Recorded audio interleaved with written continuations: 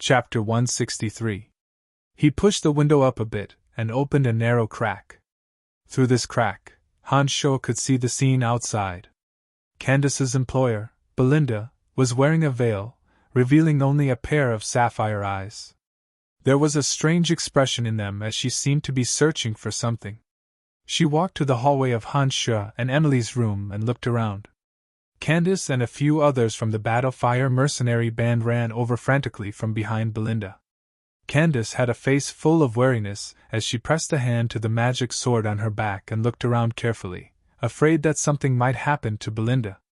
Candace finally breathed a sigh of relief after the other mercenaries surrounded Belinda. She chided Belinda, who was still looking around. "Miss Belinda, I hope that you'll let us know in advance when you're moving around in the future. We were only hired by you to protect you and not restrict your freedom. There's no need for you to run away so suddenly." Belinda's long and slender eyebrows were furrowed tightly behind her veil as she looked around with her beautiful eyes, appearing quite puzzled. Belinda seemed to suddenly come to her senses after Candace's displeased words and said apologetically to Candace, "I'm sorry, I just thought I saw someone I knew and hurried over to take a look. It was just my eyes playing tricks on me." Candace was also quite puzzled by her words and said to Belinda in surprise, "There was no one here just now. How did you see someone? This is too strange."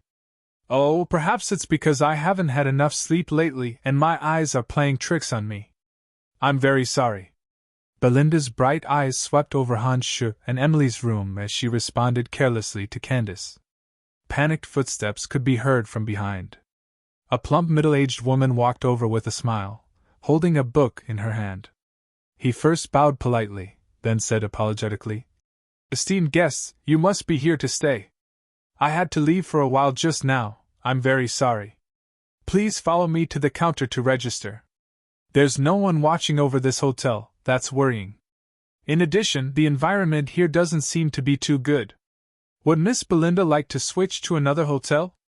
Candace didn't seem to like this place and suggested to her employer, Belinda, with a sour face. The veiled Belinda looked around with her bright eyes and said, "No need, I'll stay here. I think it's not bad here." "All right then." Candace had no choice but to listen to her employer and responded with a bit of disappointment. "Excuse me, who are the people staying in the rooms on the side of this corridor?" Belinda turned around and seemed to be asking the fat hotel owner casually. "I'm sorry, it's not convenient for us to disclose that. That's our customers' privacy." "I'm sorry." The owner of this hotel was quite principled. Judging from her expression, she very much wanted Candace and the others to stay, but she didn't budge when it came to her principles. Nodding, Belinda didn't pursue the matter and said gently, "That's fine as well. Are there any empty rooms around this corridor? I'll stay here if there are." The woman's eyes lit up and she quickly flipped through the book in her hand, then pointed at a room not far from Hanshaw and Emily. "There's an empty room here, but the conditions aren't the best in the hotel. If the esteemed miss doesn't mind, you can stay in this room immediately." "No problem, I'll take this room." "Candace, do as you see fit," Belinda said gently, and her bright eyes flicked faintly at Hanshaw and Emily's rooms, then took the lead to walk to the room she'd reserved. The owner of this hotel had long since known that Belinda was the owner of this group. When she saw Belinda walk in that direction, she quickly fished out a bunch of keys and opened the door for her when she reached it, letting her in. "You guys go in and protect the miss first. I'll take care of the paperwork and arrange other rooms around Miss Belinda's." Candace gave some instructions to the other members of the Battlefire mercenary band when she saw Belinda enter, and then followed the happy fat woman back to the front desk to take care of the check-in procedures. When the other members of the Battlefire mercenary band had followed Belinda into the room, Hanshaw closed the crack in the window and said lowly to Emily beside him, "The strange movements of the White-Bones staff must have something to do with this Belinda. Her identity is very suspicious." Emily had also seen a bit of what had happened just now and immediately nodded in agreement when she heard Hanshaw's words. She said very gravely, "It looks like this Belinda is related to the necromancer you killed. Since you've obtained all of his memories, don't you have any impression of this Belinda?" Han Sho furrowed his brow and shook his head with certainty. No, this Belinda has never appeared in Clarendon's memories. I really don't understand why she can sense the white bone staff. How did Clarendon obtain this white bone staff? Emily started and changed her question to Han Shaw after thinking for a bit. Clarendon was rewarded by the upper echelons of the Calamity Church after he completed a certain number of missions. He only knew how to use the white bone staff, but didn't know its origins. Han Shaw closed his eyes and thought for a bit before speaking to Emily. It looks like this Belinda should be from the Calamity Church. Perhaps it's because of Clarendon's disappearance that she's appeared here. We need to be careful. Emily thought for a bit and said gravely, Belinda was Candace's employer. If she was from the Calamity Church, then why would she ask Candace to protect her when she came to Valence City? This was something that Han Shaw couldn't quite understand. However, since Belinda could sense the white bone staff, this meant that her origins weren't simple. When he connected this to what Emily had said about the evils of the Calamity Church, Han Shaw began to ponder inwardly. This Belinda must be suspicious of the rooms in this hallway. I think we should temporarily leave this place and switch rooms to observe this Belinda. Han Shaw looked at Emily and suggested after thinking for a bit. Nodding, Emily said confidently, No problem, the owner of this hotel is one of us. We can switch rooms if we want. No wonder Emily would choose to stay in this hotel when she arrived in Valence City. So it was because the owner of this hotel was also a member of the Dark Mantle. It looked like the Dark Mantle's intelligence network was quite extensive indeed. Taking advantage of Candace's absence, Belinda and the other members of the Battlefire mercenary band entered the room. Han Shu and Emily left the room and snuck out from the other side, arriving in a large hall on the second floor. Han Shu and Emily leaned against the window and could see the front yard. Emily activated some mechanism and the owner of the hotel, the middle-aged woman, appeared merrily in the hall after a while.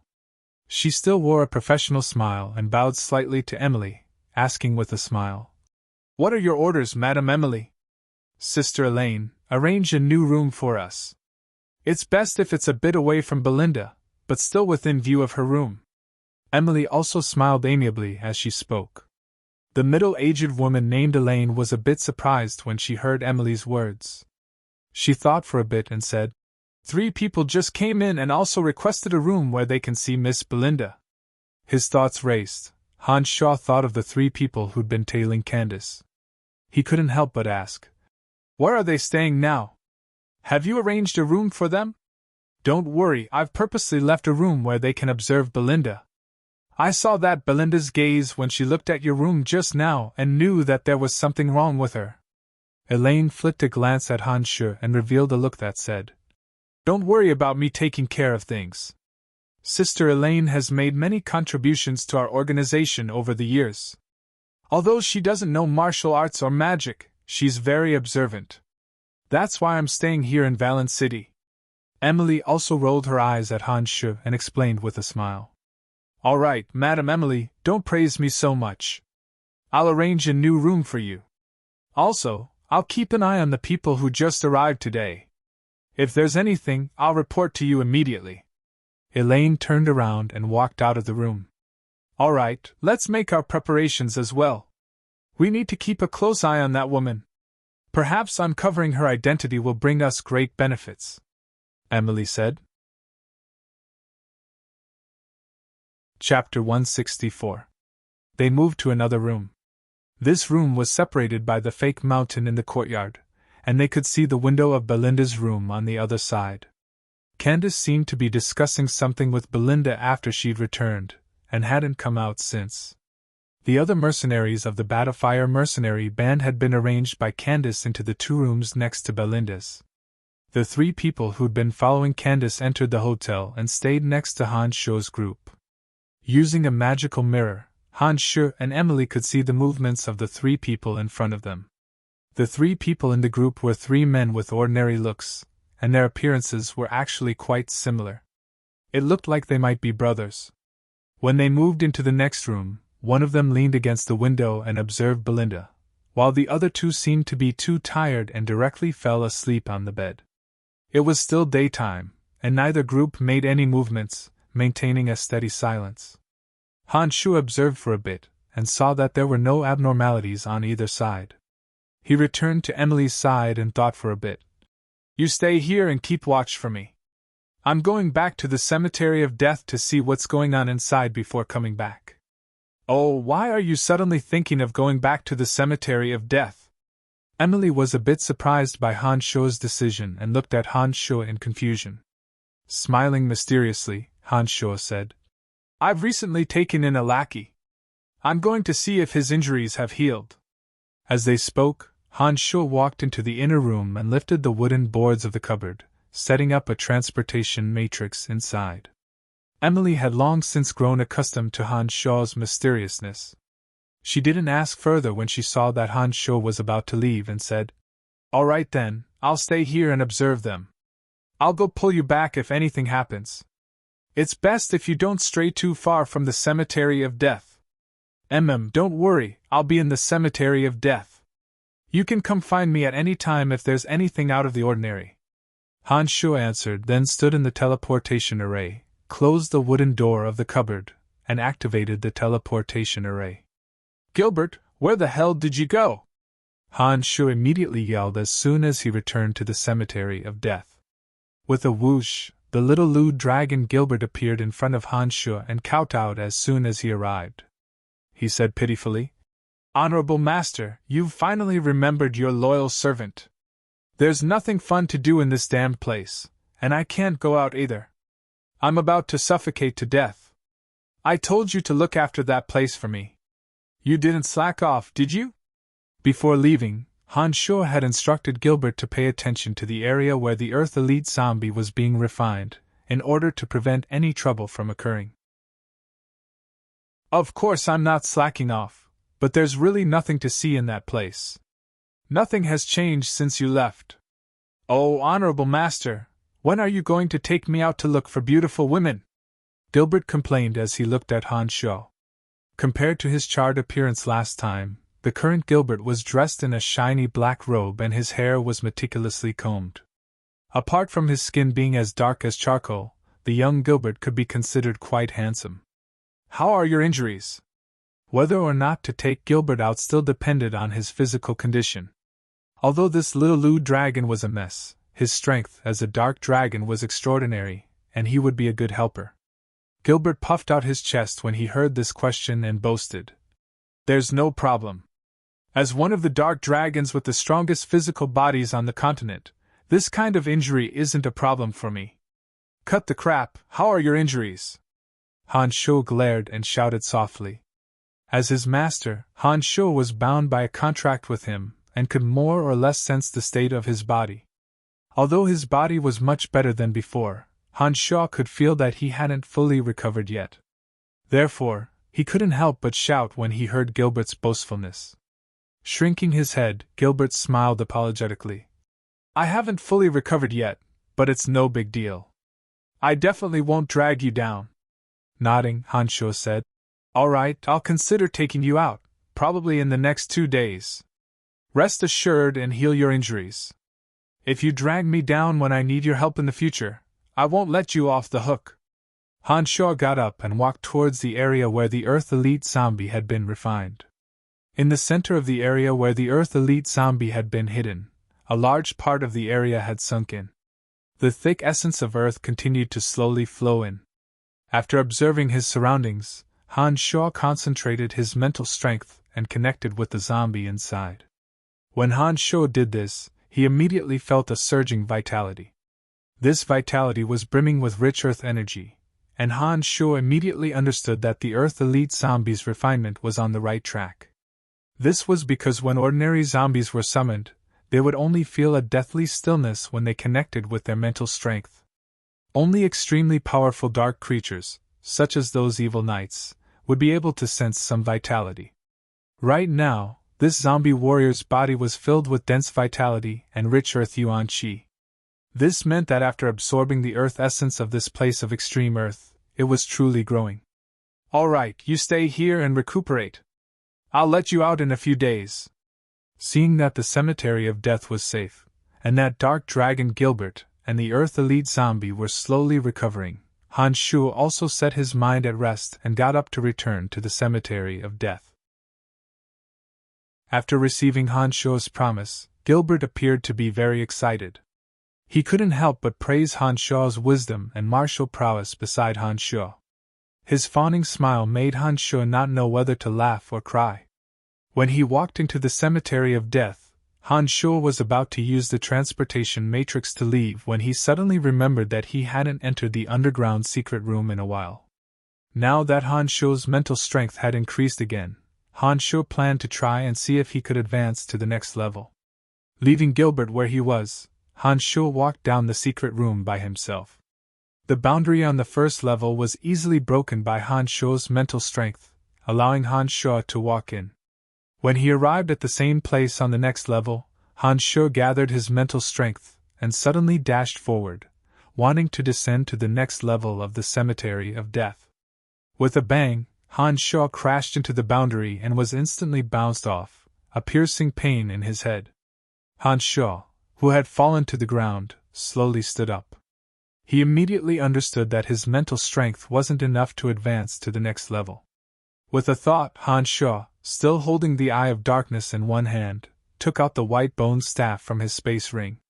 This cemetery of death had once been a holy land for necromancers, and the green Eye of Darkness was the key to opening the cemetery of death. The white bone staff had the effect of amplifying necromancy magic. Although its use was different from the Eye of Darkness, they were both necromancy magic items. Han Shuo held the two items in his hands and compared them, trying to see if there was anything in common. Looking at the two items in his hands, Han Shuo couldn't help but gather his mental strength. The Eye of Darkness suddenly flashed, and a green light suddenly shone brightly. A wave of power invaded the white bone staff, and a strand of black light suddenly shot out from the white bone staff, instantly entering the Eye of Darkness. Startled, Han Shuo ignored the Eye of Darkness and completely focused his mental strength, invading the white bone staff. Han Shuo hadn't felt anything out of the ordinary when his mental strength entered the white bone staff, but he suddenly discovered that there was a small, mysterious magical matrix within the staff. It's a magical brand boundary. No wonder Belinda could sense the white bone staff. Han Shuo's mental strength circled the white bone staff and immediately understood. In Clarendon's memories, there was a magical brand boundary that could exist on weapons and clothes, usually in the form of a magical matrix. Within a certain distance, the owner of the magical brand would be able to sense the existence of the magical brand through their own methods. It turned out that there was such a magical brand boundary within the white bone staff. Not only had the presence of magical elements obstructed Han Shuo's mental strength from the beginning, but it was also because of the residual magical elements that Belinda had sensed the existence of the white bone staff. Perhaps it was the effects of the Eye of Darkness that had absorbed the magical elements within the white bone staff. Without the support of the magical elements, the transportation matrix within the white bone staff could no longer be maintained. This was why Han Shuo was able to spy on the situation within. Han Shuo's mental strength entered the staff and spied a circle around the magical matrix. He discovered a line of small words: Alchemist Belinda of the Calamity Church, Opus 17. It's from the Calamity Church, all right. Han Shuo exclaimed lowly and didn't continue to stay in the cemetery of death. He got up and returned to the hotel through the transportation matrix, planning on how to deal with Belinda. Chapter 165. From the transportation matrix to the cupboard, Han Shuo already felt that something was amiss before he even opened the cupboard's door. First, a faint fragrance entered Han Shuo's nose and mouth. A strong wave of dizziness suddenly assaulted him, and Han Shuo almost fainted in that instant. It was a good thing that Han Shuo's body was far more resilient than the average person after having been tempered by demonic magic, and the magical yuan had even more miraculous effects. When Han Shuo inhaled that faint fragrance into his abdomen, Han Shuo's body automatically circulated the magical yuan as soon as he felt the dizziness. The scent that had entered his abdomen was expelled from his body in the blink of an eye under the effect of the magical yuan. The dizziness that had occurred in that instant also disappeared. At this moment, Han Shuo held his breath and circulated the magical yuan in his body, then inhaled another breath of that fragrance. As soon as the scent entered his mouth, Han Shuo's tenacious nerves had long since prepared themselves for it. The feeling of dizziness appeared for a moment, but under the effects of the magical yuan and Han Shuo's strong willpower, the feeling of drowsiness turned from intense to mild, until it seemed to have no effect at all. Having reached the true demon realm in demonic magic, Han Shuo's body had been tempered beyond imagination. Even such a strong fragrance couldn't affect Han Shuo's movements. Not good. I wonder how Emily is? After his perverted body had adapted to the effects of the fragrance, Han Shuo suddenly thought of Emily in the room and hastily pushed open the cupboard in shock. Emily, who should have been in the room, had disappeared without a trace. He didn't know where she had gone. There were traces of rummaging in the room, and from the degree of disorder, it seemed that someone had been here. The transportation matrix that Han Shuo had set up was inside the cupboard, and the top of the magical wand had been covered by Han Shuo's clothes beforehand. Therefore, even if someone came to open the cupboard, they wouldn't be able to discover anything unless they looked carefully. As soon as he saw that the room had been turned over, and that Emily had disappeared, Han Shuo immediately became nervous. Just as Han Shuo was about to walk out of the room and look for Elaine, he suddenly realized that something was wrong with the entire hotel. Opening a corner of the window, Han Shuo found that it was already night time. However, looking into the distance, he could see that the houses in the distance were brightly lit, which meant that it was not yet late at night. But in this hotel, all the rooms were shrouded in darkness. Only Belinda's room seemed to have a faint light, and the faint sounds of conversation could be heard. While Han Shuo was holding his breath and concentrating, he discovered that there was a flying insect the size of a fly in the hotel's courtyard. There were a few dozen of these flying insects, and they scattered and flew around the various rooms of the hotel. Their tails exuded a grayish-brown gas. That was the same scent that had almost made Han Shuo fall asleep. Frowning, Han Shuo was almost certain that the strange changes in the hotel had something to do with Belinda. Silently opening the door, Han Shuo took out the black robes that members of the Dark Mantle wore during their operations and wrapped them around his body. He scuttled up to the roof in the darkness, and slowly made his way to Belinda's room. As he did this, Han Shuo used magical yuan to conceal all of his presence with great familiarity. His heartbeat and breathing also adjusted to a very hard-to-detect frequency.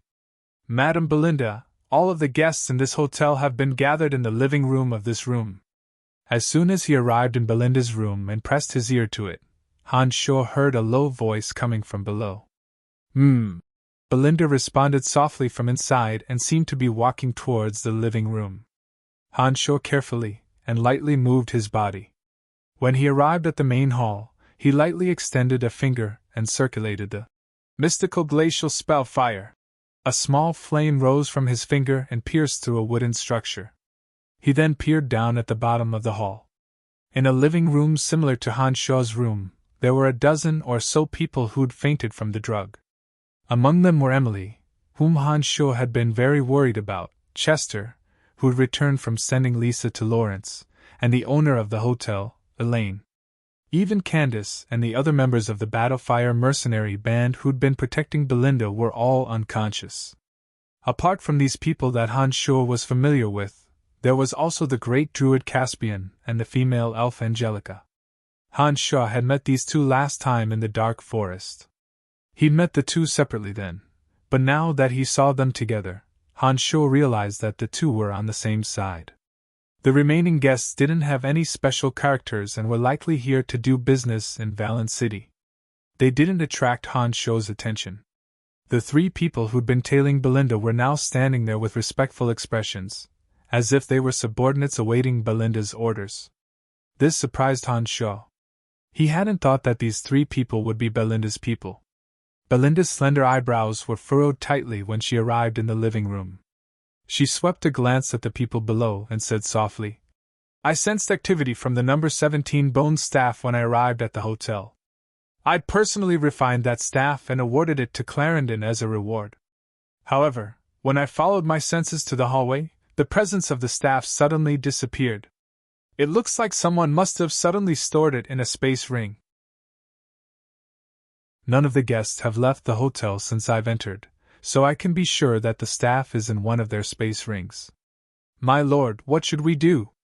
The eldest of the three brothers who were standing there respectfully asked Belinda. Belinda's sapphire eyes scanned the people on the ground and then pointed at Emily. The white bone staff should be on her. The only ones on the ground who had space rings were Emily, Candace, Caspian, and Angelica. Candace had been with them the entire time, so it was naturally impossible for her to have the staff. When Han Sho hadn't entered the cemetery of death, the great druid and Angelica hadn't appeared in the hotel yet. In Belinda's eyes, Emily was the only one with the white bone staff. The one who had asked the question walked to Emily's side after Belinda's words and took off Emily's space ring, handing it to Belinda respectfully. Belinda took Emily's space ring and closed her eyes to feel it, saying, "She set up a magical boundary inside. Tie her up first, and then wake her up." "My lord, what about the others?" It was still the eldest of the three brothers who asked. Waving her hand, Belinda said casually, "Same old rules. Those who have no value are to be dealt with immediately." Han Shu immediately grew nervous when he heard these words. Apart from Emily, there were three familiar faces in the hall below: Candace, Angelica, and Caspian. Caspian had no connection to Han Shu, but Candace and the little elf Angelica had some connection to Han Shu. Han Shu couldn't just watch the two girls be killed like this. "Don't you think your methods are a bit overboard?" Caspian, who should have been unconscious, suddenly spoke before Han Shu could make a move. Caspian rose from his lying position as he spoke and shielded the little elf Angelica behind him. Han Shu had been about to immediately make a move, but he immediately stopped when he saw this sudden change. He continued to lie on the roof and observe the activity below. "Eh? You're still able to remain conscious even under the effects of my powerful knockout powder. It looks like the great druids do have some miraculous powers." Belinda exclaimed softly in surprise and said calmly, "I don't care who you are, but your methods greatly disgust me. As long as you let everyone here go, I won't hold it against you for the harm you've done to us earlier and will let you leave." Caspian looked at Belinda with some displeasure and snorted. "Farika, you three brothers can take a look at just what miraculous powers a great druid of the druidic order has. Kill him for me." Belinda didn't waste any words when she heard Caspian's words and immediately waved her hand, indicating for the three brothers to kill Caspian. Farika and his brothers looked at each other under Belinda's orders, dark killing intent appearing on their faces. They each took out 3 long swords and surrounded Caspian. "Since you won't listen to my advice, then don't blame me." Caspian glared angrily at the three and took out a strange staff that looked like an old tree root from his space ring, planning to deal with the three. At this moment, the flying bugs that were the size of flies all over the small and seemed to be driven by some sort of power, as they all gathered towards Belinda's room. At the same time, the lush branches of a large tree beside the room were also drawn by some sort of power as the twisted branches slithered into the room like snakes. Chapter 166. Up on the roof, Han Sho could clearly see the changes happening below through a long and narrow crack. The flying bugs the size of flies had gathered in this room from within the hotel, all of them congregating around Belinda. The soft branches of the surrounding trees spread madly in all directions after landing in the room. Great Druid Caspian of the Druidic Order held a staff that looked like a tree root, exuding a strong life force. "What are you waiting for?" Belinda suddenly snorted lightly at this moment. Farika and his brothers, who had surrounded Caspian, attacked Caspian almost simultaneously as soon as Belinda's words sounded out. The tip of Farika's longsword suddenly shot out crackling lightning after the three of them made their moves. One of the other two's longswords whistled through the air with extreme speed, while the last one ignited with raging flames and swept towards Caspian. Han Shu, who was on the roof, was immediately taken aback by the three's actions. Han Shu immediately identified Farika and his brothers from the changes in their long swords.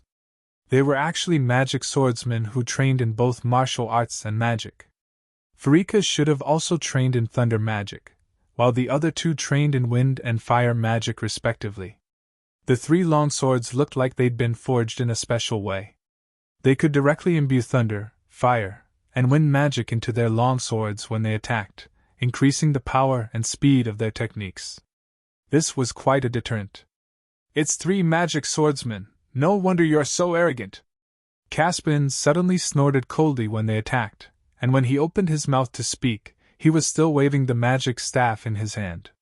The snake-like branches that had been madly spreading through the room really did seem like long, flexible snakes. Dozens of branches lashed out at Farika and his brothers like long whips.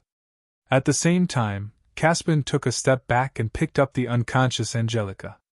He suddenly leapt out of the window and landed on a nearby tree. The twining branches were shockingly nimble under Caspian's control. They seemed to know martial arts, and could even dodge the slashes of the three magic swords. Caspian retreated to the top of the tree, a benevolent expression on his face as he raised his root-like magic staff and chanted a spell. The tree he was standing on suddenly came to life like a giant octopus. The lush branches suddenly became like countless tentacles of the octopus. With a very fast speed, they all spread into the house and swept towards everyone inside. "Rise!" A low cry came from Caspian's mouth. With a loud rumble, the house that Belinda and the others were in suddenly uprooted from the ground. Then, with a loud rumble, the beams of the house collapsed. Han Shaw, who was lying on the floor, stared at Emily in the room. He planned to rush down and rescue Emily if anything went wrong. However, what comforted Han Shaw was that the countless soft branches that had spread into the house had already entangled everyone apart from Belinda's group of 4 under Caspian's control. When the house collapsed, the soft, snake-like branches had already carried all the people who'd fainted from Belinda's sleeping powder out of the room. "Friend on the roof, it's time for you to come down."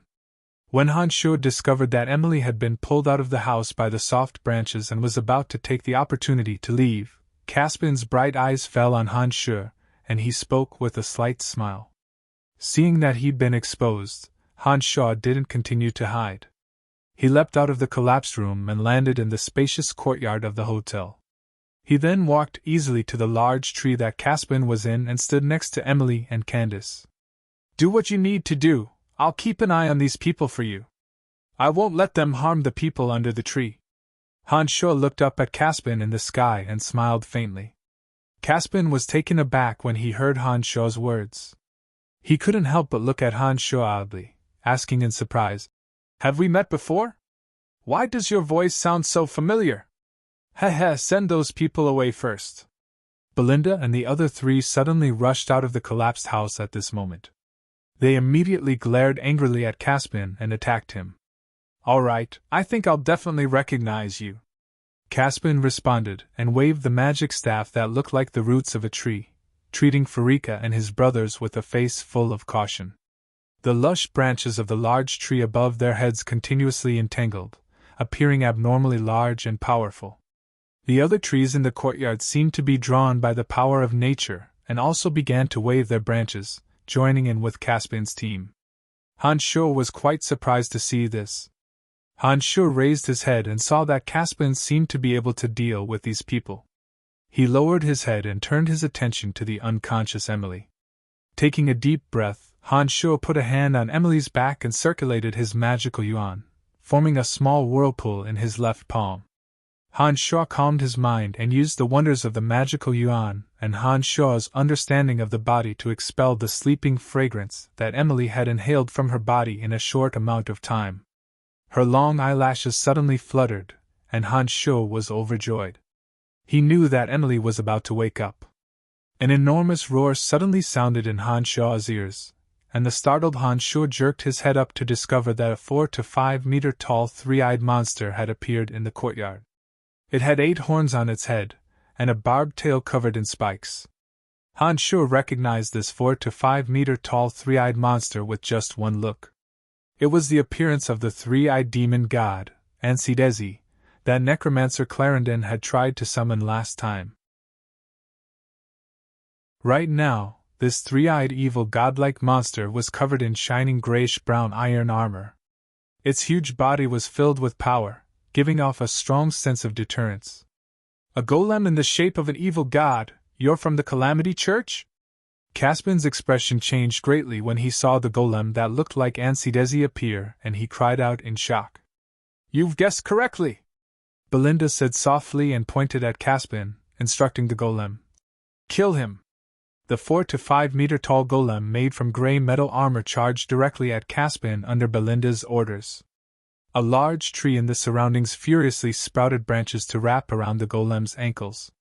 However, before the branches could completely wrap around the golem's ankles, the extremely valiant-looking golem suddenly exerted force and broke the soft branches that had wrapped around its ankles. With each step, the three-eyed evil godlike puppet beast stomped heavily on the ground, creating a loud rumbling sound, as if an earthquake was approaching. Many slender branches from a nearby tree twisted together, turning into a branch that was thicker than 2 people's waists and fiercely smashed towards the golem. When the golem saw that the attack was upon it, its barbed tail covered in spikes swept out and slammed into the thick branch with a bang. The originally ferocious branch was struck by the golem's armored tail, and the barbs on its tail pierced deeply into the tree trunk. The thick branch was also broken off from the tree with a violent flick of the golem's arm, and then broke into a pile of broken branches that fell to the ground. A series of profound magical incantations suddenly came out of Emily's mouth, and a few dark magic spells suddenly fell on the golem. However, the dark magic spells that were highly destructive to humans and beasts didn't have any effect on the golem. The golems in the shape of evil gods that the Calamity Church's alchemists have developed all have strong magic immunity. Don't waste your efforts. Caspian looked down at Emily and reminded her. What do we do? Emily looked up at Caspian and asked urgently.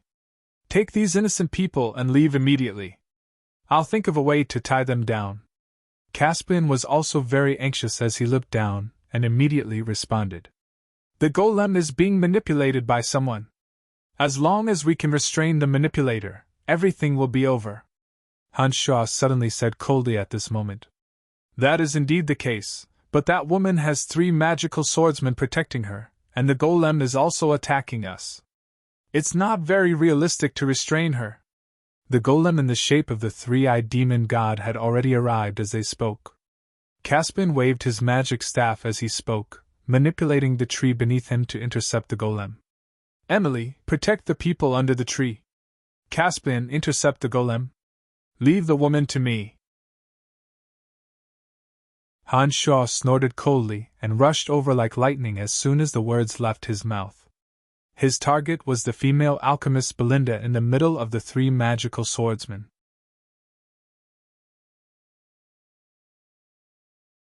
Chapter 167. Careful! Emily called out worriedly when she saw Han Shaw rush out. The hotel's courtyard was the size of a basketball court. With Han Shaw's swift speed, he'd already appeared in the corner where Belinda and the others were standing almost as soon as Emily spoke. But as soon as Han Shaw moved, Farika and his brothers understood Han Shaw's intentions and had already surrounded Belinda, who was controlling the golem, in the center. Farika and his brothers surrounded Belinda from 3 different directions, all 6 eyes focused on Han Shaw's body warily. They gripped their magical swords tightly in their hands as they waited for Han Shaw to arrive. Han Shaw chanted that dark mist spell in a low voice as he charged forward. When Han Shaw appeared next to the 4, the dark mist spell was immediately released, enveloping Han Shaw, Belinda, and the others within. Damn it, he's a necromancer! Farika cursed.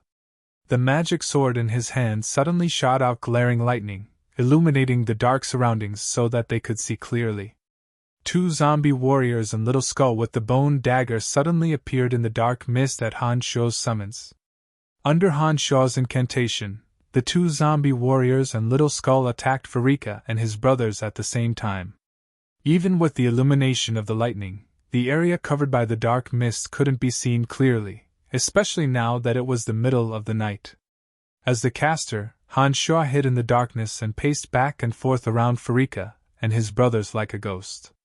He wasn't in a hurry to immediately attack. The two zombie warriors were immediately dealt a devastating blow when they neared Farika and his brothers.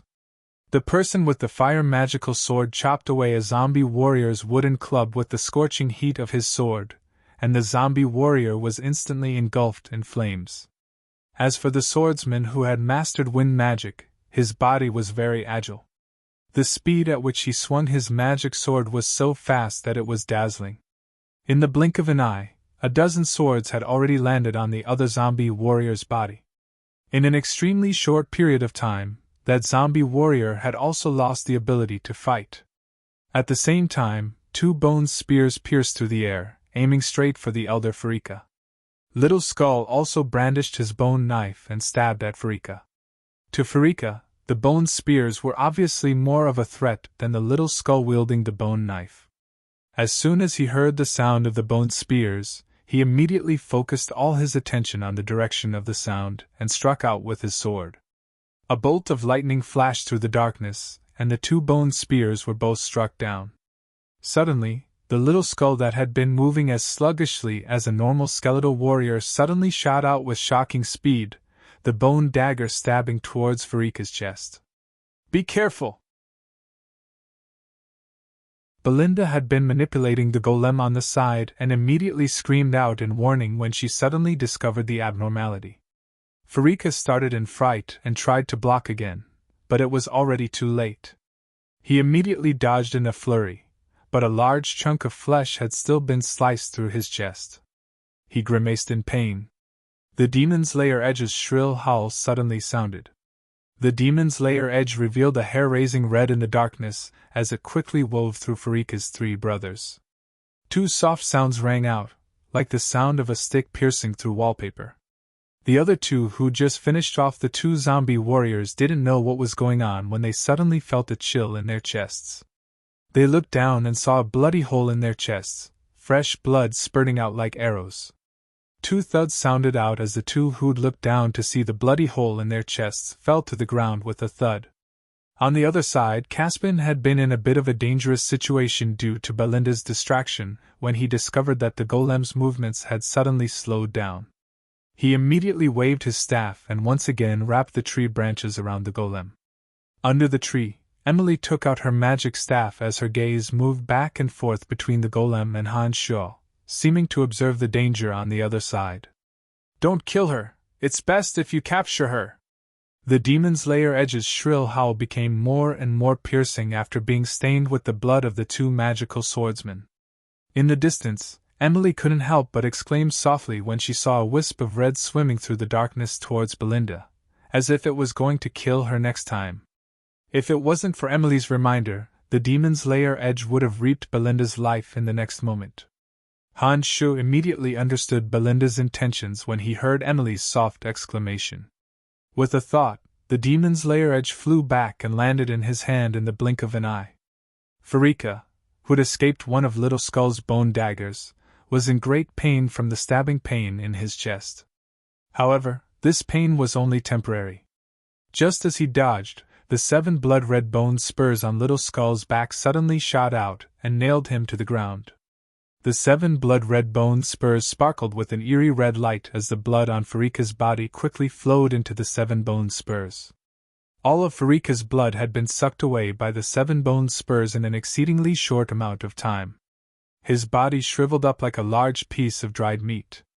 As the 7 bone spurs sucked away his blood, Little Skull seemed to be enjoying it immensely. He held the bone dagger in his hand and danced with joy, making Belinda feel an irrepressible sense of fear. "Don't move!"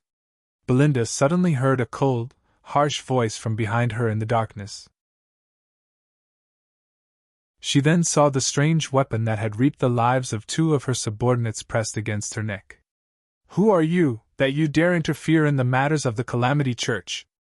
Belinda didn't reveal any signs of panic as her sapphire eyes looked straight ahead. Her tone was still gentle as she spoke faintly. "Cut the crap and stop the golem's movements immediately, or you'll die right now." Clarendon had already been killed, and it was certain that Han Shu and the Calamity Church had formed a grudge. Han Shu was now completely lawless and unrestrained in his actions. Why would he care about the Calamity Church's threats? Belinda felt that Han Shuo wasn't joking at all from his cold tone and the killing intent emanating from the demon's lair edge. After muttering to herself for a moment, Belinda said, "You'll definitely regret provoking us." Belinda controlled the golem with some unknown method as she spoke. The 4 to 5 meter tall armored golem actually disappeared into a strange magic scroll in Belinda's hand. Han Shuo used a bit of force to hit the back of Belinda's head, causing her body to go limp, and she immediately fainted. The little skull's 7-bone spurs had drained all the blood from Farika's body and returned them to Farika's spine. The dark mist was gradually thinning at this point. Han Shuo saw that the outcome was set and also withdrew the little skull. Taking a deep breath, Han Shuo grabbed Belinda by the waist and clamped her between his wrists, walking out of the area to Emily's side. "Let's go, I'll leave the rest to Elder Caspian." Han Shuo lifted his head to look at Caspian and laughed lightly. Since the golem had disappeared, Caspian naturally had no more misgivings. He looked at Han Shuo with great surprise when he heard Han Shuo's words. "Just who are you? How do you know I'm called Caspian? Have we met before?" "Heh, we have indeed met before, but we're not familiar with each other." The people here are all innocent. They have only been drugged by the incense. Even without your help, they will slowly wake up. We need to take this person from the Calamity Church away for questioning, so we won't be staying here any longer." Han Shuo smiled as he looked at Caspian. "No, this woman is from the Calamity Church. If today's matters aren't handled well, it'll bring you great trouble. I think it's more appropriate for you to hand her over to me. I'll take care of this matter." Caspian seemed a bit unwilling when he heard that Han Shuo and Caspian wanted to take Belinda away. He landed from the tree and spoke to Han Shuo. "Our dark mantle has already interfered with the matters of the Calamity Church. It's not your place to ask."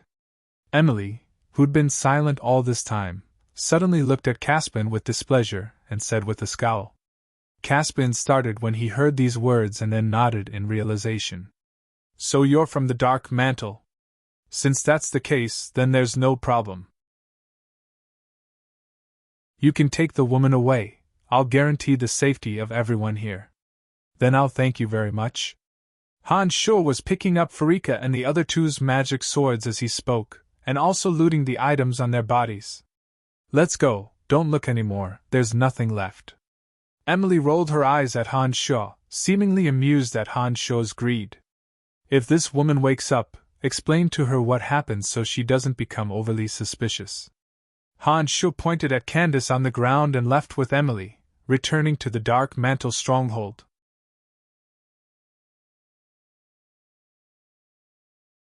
Chapter 168. While Han Shuo and Emily were leading Belinda towards the Dark Mantle base, a flying insect the size of a housefly that had been circling the hotel was following Han Shuo and Emily from afar.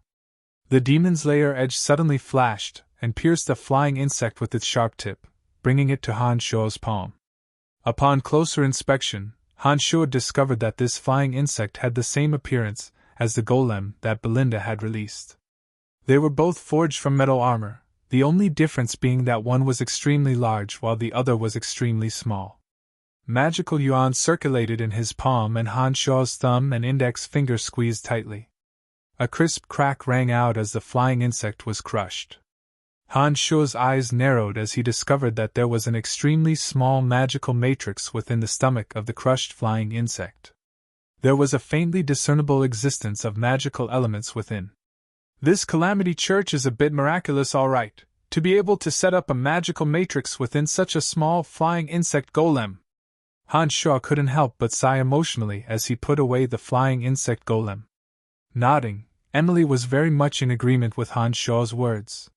She said with lingering fear, "The Calamity Church is the most evil of all churches. They have all sorts of evil magic and secret arts within them. Look at this golem that looks like an evil god today. If we could mass-produce them, then our empire's cavalry wouldn't even have the slightest chance of resisting the charge of these armored golems." As expected of someone who'd been influenced by the Dark Mantle, Emily's first thought was still the safety of the empire. She didn't consider what benefits these golems could bring her. I'll take care of these flying insect golems first so that they don't follow us all the way to the dark mantle base. It'll be bad if we're discovered. Han Shuo activated the demon's lair edge, and used his mind to control it to charge into the center of the flying insect golems, destroying all of them in the blink of an eye. After the small golems were destroyed, Han Shuo and Emily didn't linger and returned to the dark mantle base in the dead of the night. In the secret room that Han Shuo had stayed in 2 days ago, Han Shuo had placed Belinda on a chair and had Emily tie her to the chair with ropes. The unconscious Belinda's hands and feet were tied to the chair and she couldn't feel anything at all. She was at Emily's mercy. When Emily had tied her up, she couldn't help but look at the veil covering Belinda's face. She asked in confusion, "Why does this girl keep her face veiled? Is there something wrong with her?" Shrugging his shoulders, Han Shuo smiled and said, "There are only 3 possibilities for a woman to wear a veil on her face. Either she's too beautiful and is afraid that her appearance will put her in danger, or it's because of the special customs of some races, or there's a flaw on her face that she doesn't want others to see. I'm also very curious which one this woman belongs to, but she's our prisoner now. I think you can take off her veil and take a look." Emily couldn't help but glare at her when she heard Han Shuo's words. She spoke in a strange tone. "Oh, I didn't know that you know so much about veils and whether women wear them or not." Han Shuo laughed involuntarily and hastened to explain. "This has nothing to do with me. It's because I received Clarendon's memories that I know about this." Snorting lightly, Emily didn't say anything else. She reached out and grabbed the veil covering Belinda's face, slowly pulling it down. The unconscious Belinda's completely unconcealed features were gradually revealed. Slender crescent brows lined her smooth forehead, and long eyelashes covered her tightly shut eyes. With Emily's actions, Belinda's tall and straight nose was slowly revealed.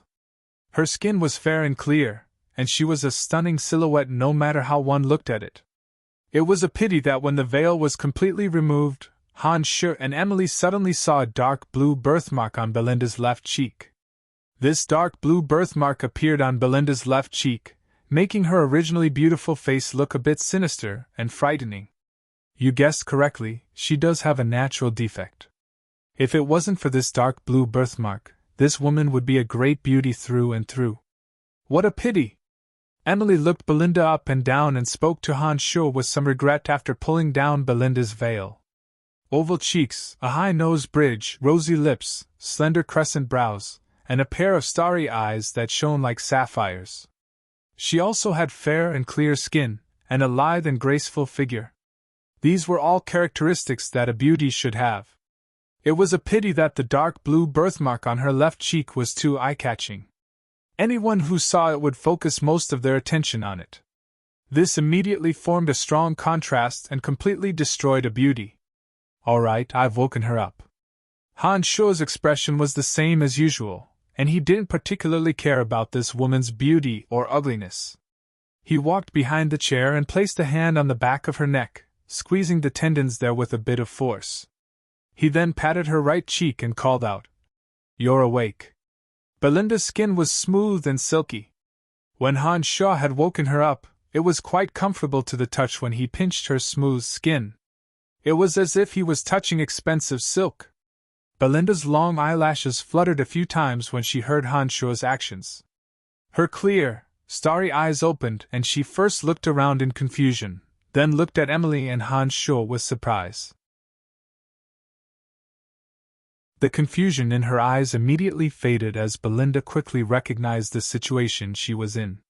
A cold light flashed through her clear eyes, but her voice was still soft and threatening. "Who are you to dare capture me? Our Calamity Church will not let you off. You will regret what you've done today. You don't need to worry about that. Just what is your Calamity Church's purpose in appearing in Valence City this time? Apart from assassinating Clark, what other schemes do you have?" Emily looked coldly at Belinda and interrogated her. "Do you think I'll tell you? I think you're wasting your efforts." Belinda looked disdainfully at Emily and said mockingly. Belinda suddenly thought of something when she saw the veil in Emily's hand. Her gentle voice became sharp for the first time as she glared angrily at Emily with a bit of panic. She said loudly, "You'll pay the price for taking off my veil!" Han Shuo watched for a while and walked up to Belinda with a bit of impatience. He said in a cold voice, "Tell me your objective this time, or I'll leave a large mark on your tender right cheek." Belinda's expression changed when she heard these words, and then she giggled loudly. "You'll pay the price!" Belinda's ruddy face suddenly paled, and her body stiffened in an extremely short amount of time. Even her breathing became very slow. When she closed her eyes, she seemed to have fainted again, and all the functions of her body seemed to enter a dormant state. Han Shuo, who'd been prepared to torture a confession, was flabbergasted. He smiled wryly at Emily and said, "She seems to have taken some kind of medicine and suddenly fainted again. This method of fainting through medicine is a bit troublesome. What do you think we should do?" Emily came over and cast a dark magic into Belinda's body. Emily then closed her eyes and thought for a bit. She could only shake her head and sigh lowly. "The Calamity Church is a bit difficult to deal with, all right. She's fainted so suddenly. No amount of torture will work if we don't wake her up. What do you think we should do?" Han Shuo spread out his hands and retreated, speaking helplessly to Emily. After thinking for a bit, Emily responded, "I'll first report this matter to the higher-ups and see what decision they make. In addition, notify the forest troll that the siege equipment that can be sold to merchants seems to have been secretly transported to Valence City. I need to go out and see if I can find any concrete evidence." "Then, what should I do?" Han Shuo asked. There's nothing for you to do for now. Do whatever you want. I'll notify you immediately if anything happens." Emily looked at Han Shuo with a smile. Nodding, Han Shuo said, "That's fine as well. I'll stay in this secret room and start studying advanced necromancy magic. In addition, I'll see if I can find a way to wake this Belinda up and get some information out of her." Emily was about to leave when she suddenly thought of something and turned back to glare at Han Shuo. "That's up to you. But behave yourself and don't take advantage of my absence to eat Belinda." I'm not the type of person to take advantage of others when they're down, don't worry." Han Shuo smiled wryly. You're still denying it? How would I have fallen for you if you weren't this type of person?" Emily glared fiercely at Han Shuo and then thought of something. She chuckled. "However, that dark blue birthmark on Belinda's face will probably affect your mood. I don't think I have anything to worry about." After saying that, Emily seemed to be a little pleased with herself. She chuckled and left the place at ease.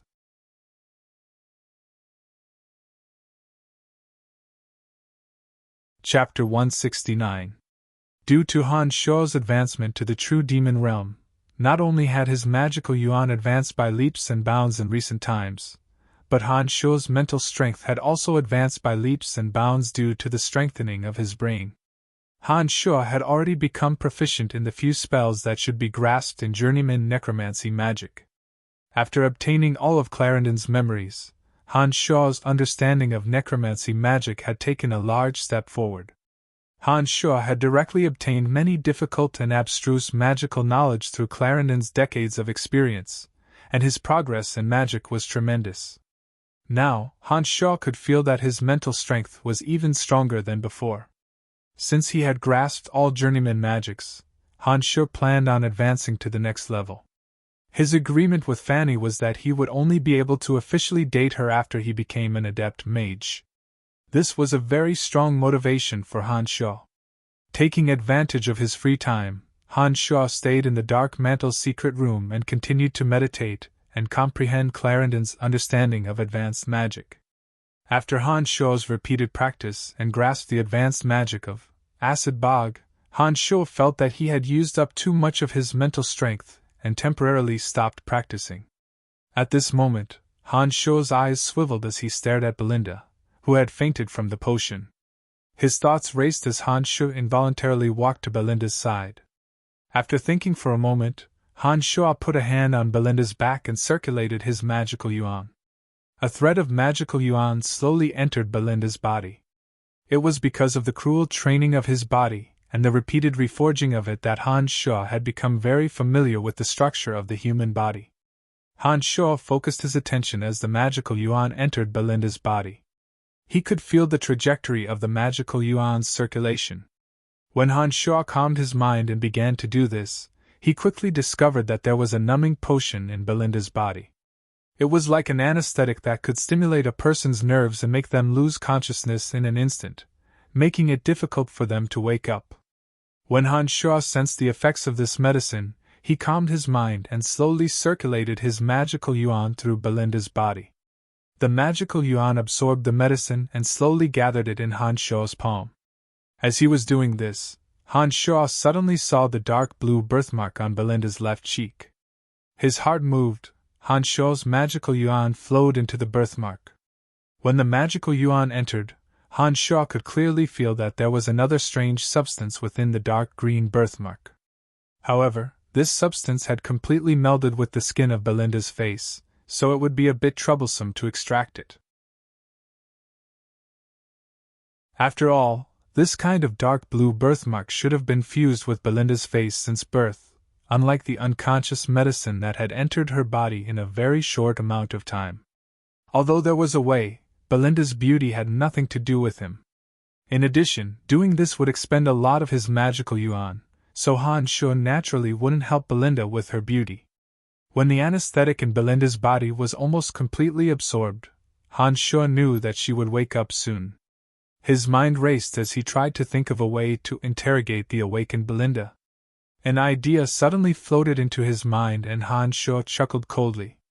A ball of purple flame danced on the fingertip of his left hand, and he used the demon's layer edge to cut open his index finger, dripping a drop of blood into the little purple flame. When this drop of Han Sho's blood landed on the purple flame, the little ball of purple flame suddenly flared with blinding light, and then shrank to the size of a pinky fingernail. Under Han Sho's mental manipulation, this little ball of purple flame abruptly sank into the back of Belinda's neck, becoming a small black mole. Having reached the true demon realm and magical cultivation, Han Sho could use secret demonic arts to form a mysterious connection with the blood essence within his body. Using a secret method, Han Sho had sealed a cloud of mystical frost within the drop of blood essence. Through this drop of blood essence, Han Sho could use the demon infant to control the degree of coldness of the mystical frost. As long as Han Sho was willing, the demon infant could activate the blood essence and allow the mystical frost to invade Belinda's body, instantly dictating her life and death. In addition, within a certain distance, Han Sho could also sense Belinda's location through this drop of blood essence. Because of the loss of a drop of blood essence, Han Sho knew that Belinda would wake up in a short amount of time after doing all this. He made good use of the time and sat down cross-legged nearby, silently circulating his magical yuan to quickly recover. The blood essence was near the demon infant, and existed to nourish it. Every drop contained the magical yuan that Han Sho had trained so hard. Some special magical arts required blood essence as a primer. Blood essence was just as important to a demonic practitioner as the demon infant. One wouldn't easily lose too much blood essence. Otherwise, it would cause the demonic arts to regress at best, or cause one to go berserk at worst, destroying both body and soul. However, the loss of a drop of blood essence naturally wouldn't cause any serious problems. As long as one trained diligently, one would be able to completely recover in a day.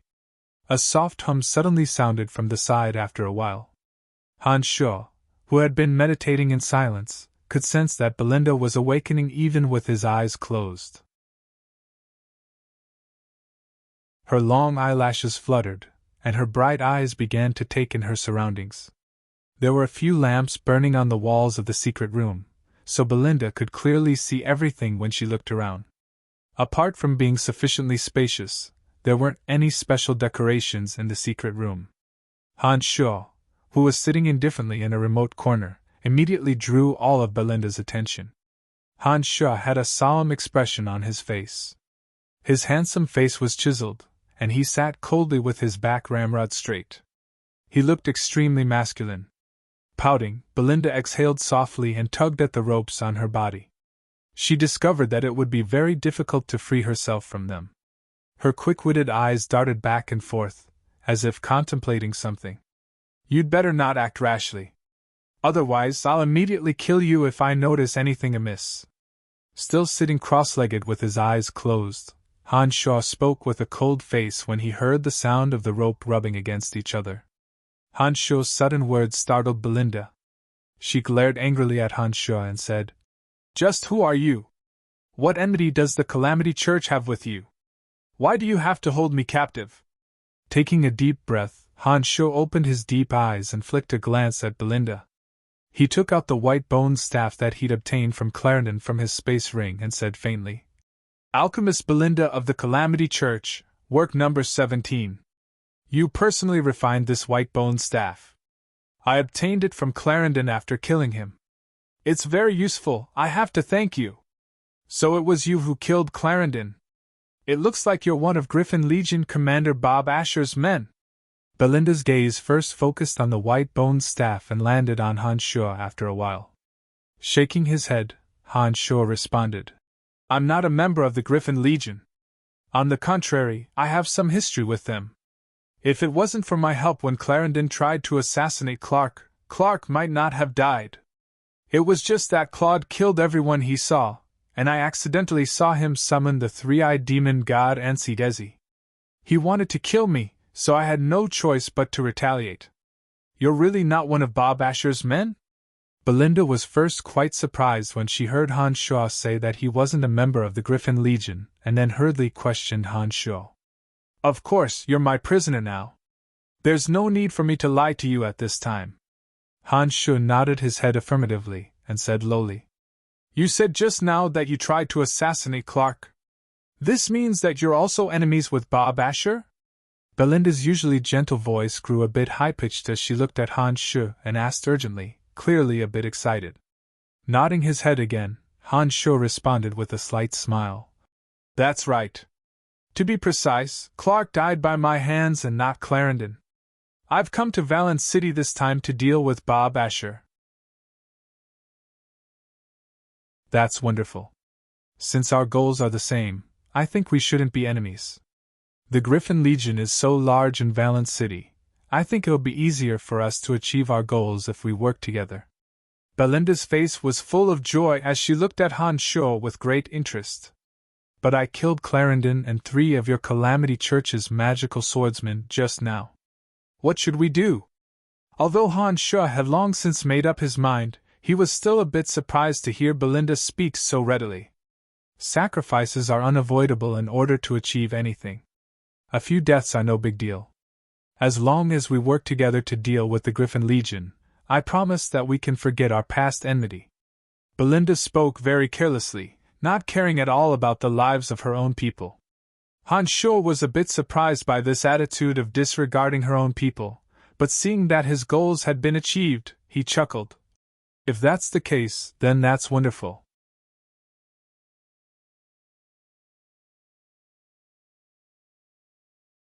Chapter 170. When Emily returned to the secret room and saw that Han Shaw and Belinda were chatting cheerfully and wittily, she was flabbergasted. Her shifty eyes roamed over Han Shaw and Belinda and finally pulled Han Shaw over to ask suspiciously, "You didn't really sleep with her, did you?" Han Shaw didn't know whether to laugh or cry as he quickly shook his head and explained, "Of course not. Miss Belinda's target is also the commander of the Griffin Legion. Miss Belinda can completely disregard our previous conflicts and is willing to work with us to deal with Bob Asher. I feel that it's beneficial for both sides to work together, so I agreed." "You agreed just like that and even released her restraints?" Emily was stunned as she stared at Han Shaw. Casting a glance at Emily, Han Shaw smiled calmly and said to Belinda, "This place is a bit special. Although we can work together, there should still be some secrets between us. If Miss Belinda doesn't mind, I'd like to blindfold you and let you go." "Of course, I completely understand." Belinda was quite straightforward and agreed without the slightest bit of hesitation. He covered Belinda's eyes again and put her veil back on as well.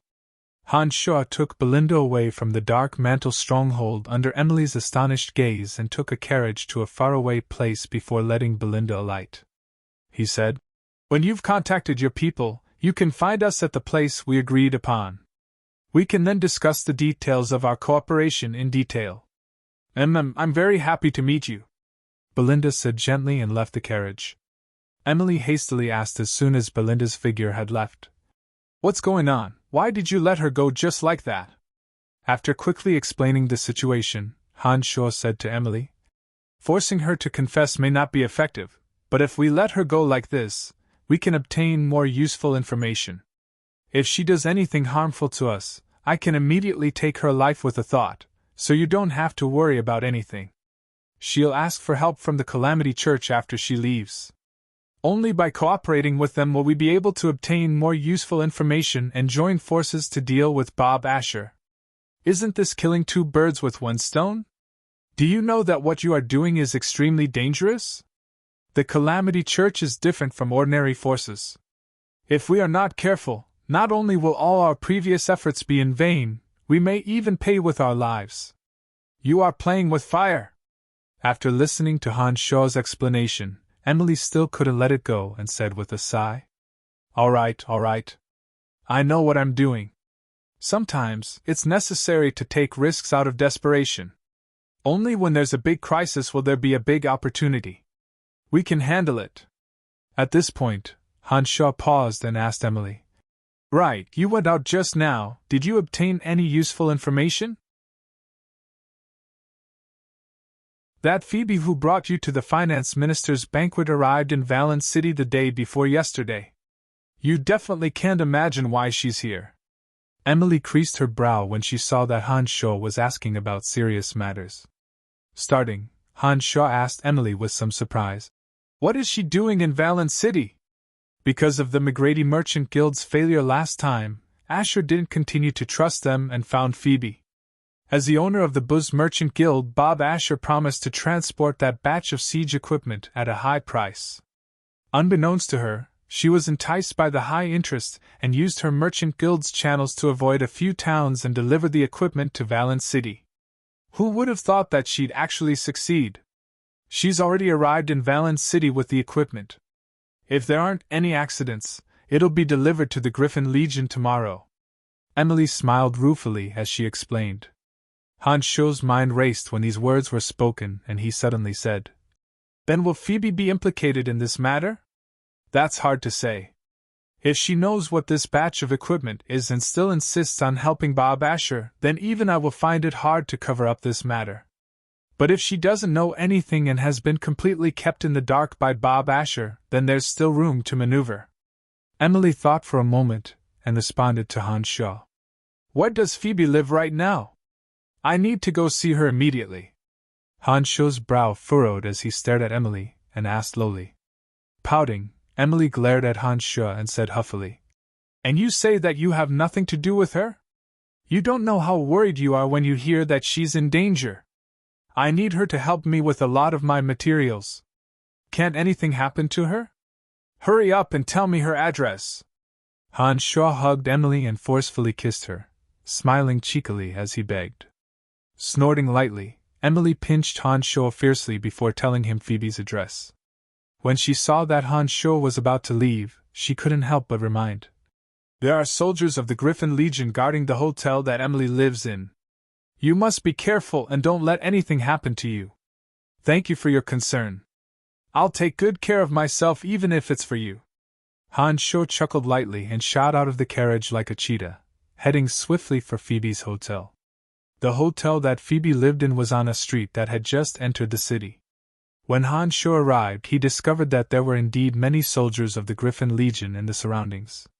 It looked like they were very concerned about the items that Phoebe was transporting. It was already the latter half of the night, and the sky would probably brighten soon. This was the time when one was the most sleepy. Han Shuo noticed that the soldiers responsible for guarding the hotel were all involuntarily dozing off. Their mental states weren't very good. Taking advantage of the night, Han Shuo deployed the art of the demonic ninth heavens and flew into the air. From an extremely high altitude, he slowly landed on the roof of the hotel. It had to be said that the Dark Mantle's information network was powerful.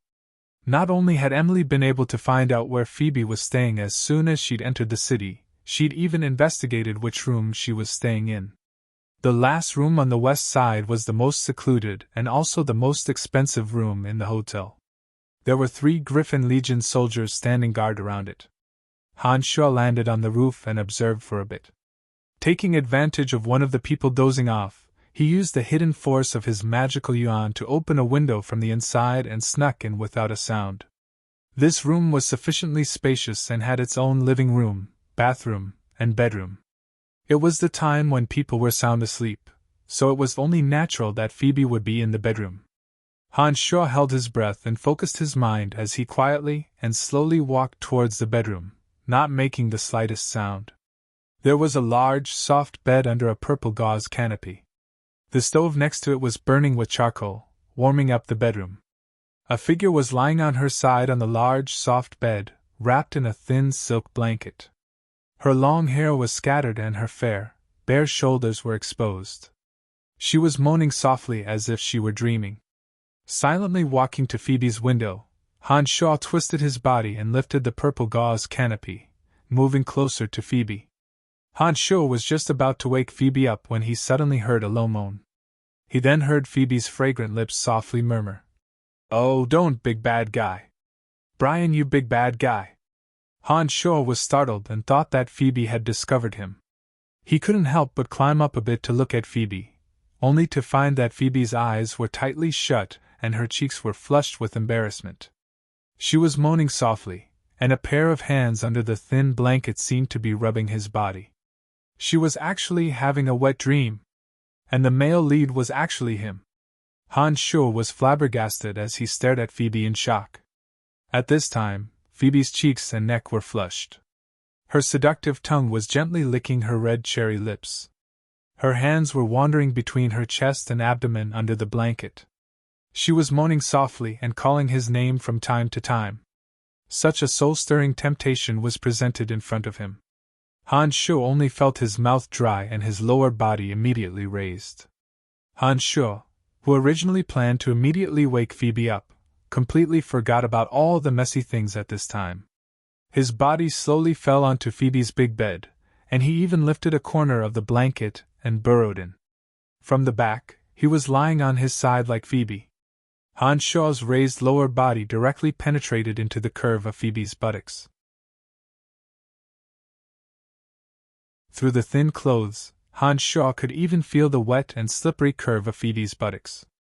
This kind of strong stimulation, no man could withstand it.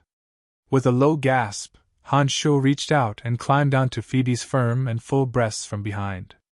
He rubbed them through the thin silk clothes. His big mouth moved towards Phoebe's neck from behind. His fiery tongue licked and kissed Phoebe's white and blushing neck. "Oh, you big pervert!" Phoebe, who was fast asleep, also clearly felt the strong stimulation. She couldn't help but moan. One of her hands subconsciously covered the hand that Han Shuo was wantonly invading her breasts. She brought Han Shuo's hand and took the initiative to wander around her own chest. On the other side, Phoebe's buttocks clearly felt the high contact. She couldn't help but clamp her slender legs together, as if she wanted to feel Han Shuo's invasion more clearly. This kind of ecstatic stimulation made Han Shuo gasp uncontrollably, and his kissing and licking of Phoebe became more intense. Just as the feeling of ecstasy was getting stronger and stronger, Phoebe suddenly twisted her neck and turned around to face Han Shuo. She opened her sleepy eyes and looked at Han Shuo, who had a look of enjoyment on his face.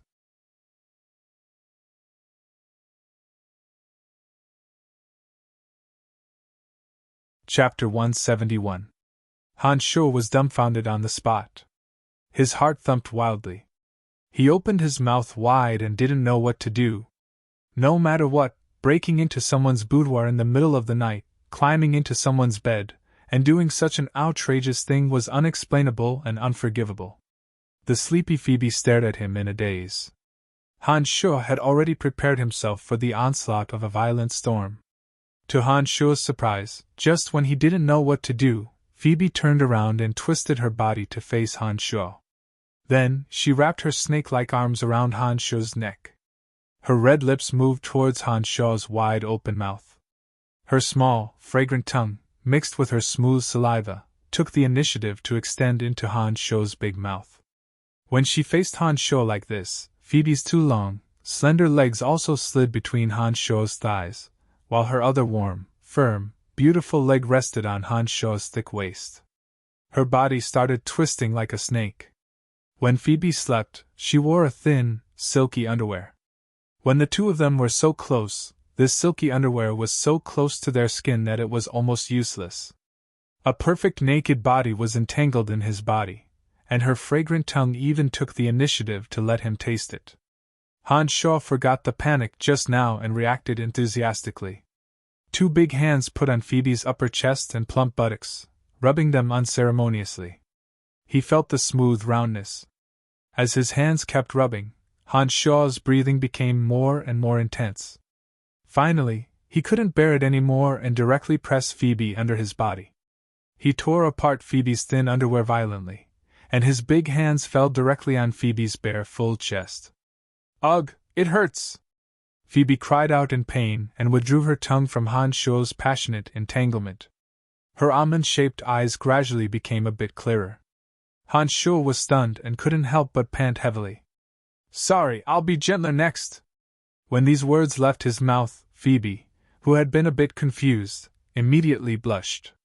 She abruptly pushed Han Shaw away with exceptional fear and hurriedly pulled over the thin blanket to cover herself. She screamed, "You can talk, this isn't a dream!" Han Shaw finally reacted when Phoebe said this. It looked like Phoebe had taken the initiative to kiss him just now because she hadn't completely woken up yet. She thought she was still in a dream.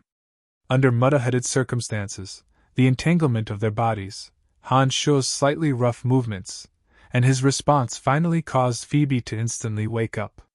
She also recognized the true situation, which was why she was so shocked. "Miss Phoebe, what's the matter?" Phoebe's shrill call attracted the attention of the 3 Griffin Legion guards patrolling outside. One of them stood in front of the door and asked, "No, nothing, just a nightmare. Don't worry about me, you guys just keep watch outside."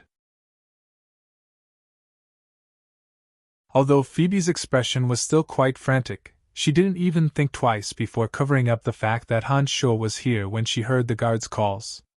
"Oh, it'll be daybreak in a while. Miss Phoebe, you can still rest for a while." The guard outside the door said this and continued to guard his post. Her face was a shocking red as Phoebe's eyes stared straight at Han Shaw. She didn't make a sound as she looked hatefully at Han Shaw. Her expression was quite odd. In this moment, Han Shaw was so embarrassed that he wanted to find a hole to hide in. Being stared at by Phoebe like this, even the thick-skinned Han Shaw couldn't help but blush. He began to explain incoherently. I had some matters to discuss with you, and then you were having a strange dream, and then you hugged me. Ha, I'm a normal man, so that. Han Shaw's explanation seemed very feeble. When he spoke like this, even Han Shaw himself felt somewhat ashamed. Therefore, when he said this, his momentum was much weaker, and it looked like the quibbling of a prisoner on death row. Phoebe, who stared deeply at Han Shaw, blushed more and more. Seeing Han Shaw frantically looking for an excuse at this time, she felt angry no matter how she looked at it. She couldn't help but yell in an unusually angry voice, "Shut up!" As soon as this sentence came out, Han Shaw immediately shut up. He sat on the corner of the bed with a bitter smile and hung his head without saying a word. He looked like a child who had done something wrong and was waiting for the teacher to punish him. "You violated me so despicably while I was asleep. Brian, you're even more despicable and shameless than I thought." Phoebe glared angrily at Han Shaw and said hatefully, "I didn't, you hugged me first. To be exact, I was the passive one." Han Shaw hung his head and snuck a glance at Phoebe out of the corner of his eye, explaining in an aggrieved tone. "Wah!" Phoebe sobbed lowly. She pulled the thin blanket over her body with one hand and hammered Han Shaw's chest with the other. She cursed in a low voice as if she was crying. "You still dare say that? You despicable, shameless scoundrel! You've always treated me like this and never took responsibility. I hate you so much! Although Phoebe was hammering Han Shuo with such force, he didn't feel any pain at all due to the fact that she wasn't using any fighting aura, and Han Shuo's physical endurance was so great that he didn't feel any pain at all. Thinking furiously, Han Shuo thought back to how Phoebe had called out his name in her sleep. He thought back to how Phoebe had treated him in the past, and added to the words just now, he suddenly had a flash of inspiration and understood a fact: Phoebe liked him. Once he sorted out this matter, Han Shuo's mind spun even faster. However, even with Han Shuo's nimble mind, it wasn't that easy to find a reasonable solution to this matter. After a moment of silence, Han Shuo hardened his heart and decided that he might as well go all the way. He might as well force himself on her. Han Shuo, who was passively enduring Phoebe's hammering, suddenly grabbed Phoebe's small hand in a domineering manner. His other hand suddenly reached out and lifted the thin blanket that was wrapped around Phoebe and directly pressed down on Phoebe. A frantic kiss suddenly fell on Phoebe, fiercely licking and kissing her neck, cheeks, shoulders, and soft breasts. When Han Shuo was doing this, his heavy body pressed down on Phoebe, and his strong arms held her so that she couldn't move at all. She could only open her mouth and call out, let go of me, you bastard! Oh, don't lick there, shut up, you bastard scoundrel, oh, don't! Curses and struggles continuously escaped from Phoebe's fragrant lips. However, because there were guards outside, Phoebe obviously didn't dare disturb them. She forcefully suppressed her cries and didn't have any effect on Han Shuo at all. Under Han Shuo's forceful kiss, Phoebe's soft cries became more and more urgent. Her cheeks became redder and redder, and her struggles became weaker and weaker. In the end, it turned into a low moan. Han Shuo suddenly had a carefree feeling and frantically licked and kissed Phoebe. Oh, why did you bite me? Suddenly, an enormous pain shot out from Han Shuo's mouth. She'd only been able to move her mouth, but when she saw that she couldn't struggle, she lifted her neck and bit down on Han Shuo's ear with her pearly white teeth. If you bite me, I'll bite you back. After biting Han Shuo, Phoebe's face was filled with a strange color.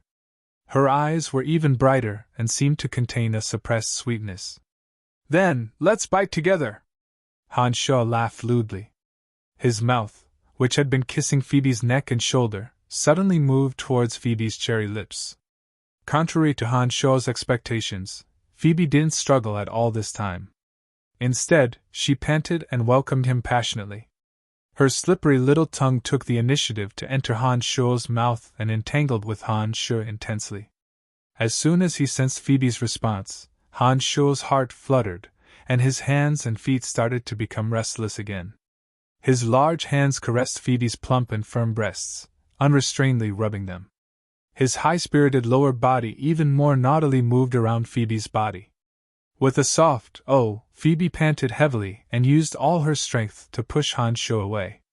She didn't dare to look at Han Shuo and said shyly, "All right, it's almost daybreak." Looking out the window, it was indeed daybreak.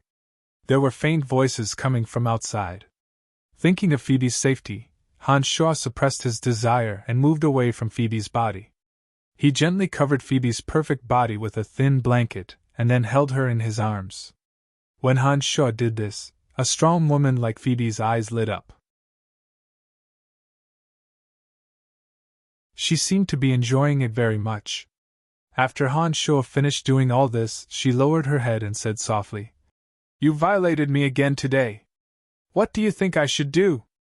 With a smirk, Han Shuo hugged Phoebe's body tightly and said domineeringly, "From now on, you are my woman." As soon as these words left her mouth, Phoebe's flushed cheeks shone with a strange luster. It was as if she had been waiting for this day, waiting for Han Shuo to say these words for a long time. Then, when the truth was right in front of her eyes, she appeared shy and unwilling. However, the sweetness on her face showed her joy. Her face lowered to her neck, Phoebe was very shy and obediently said in a mosquito-like voice, "N."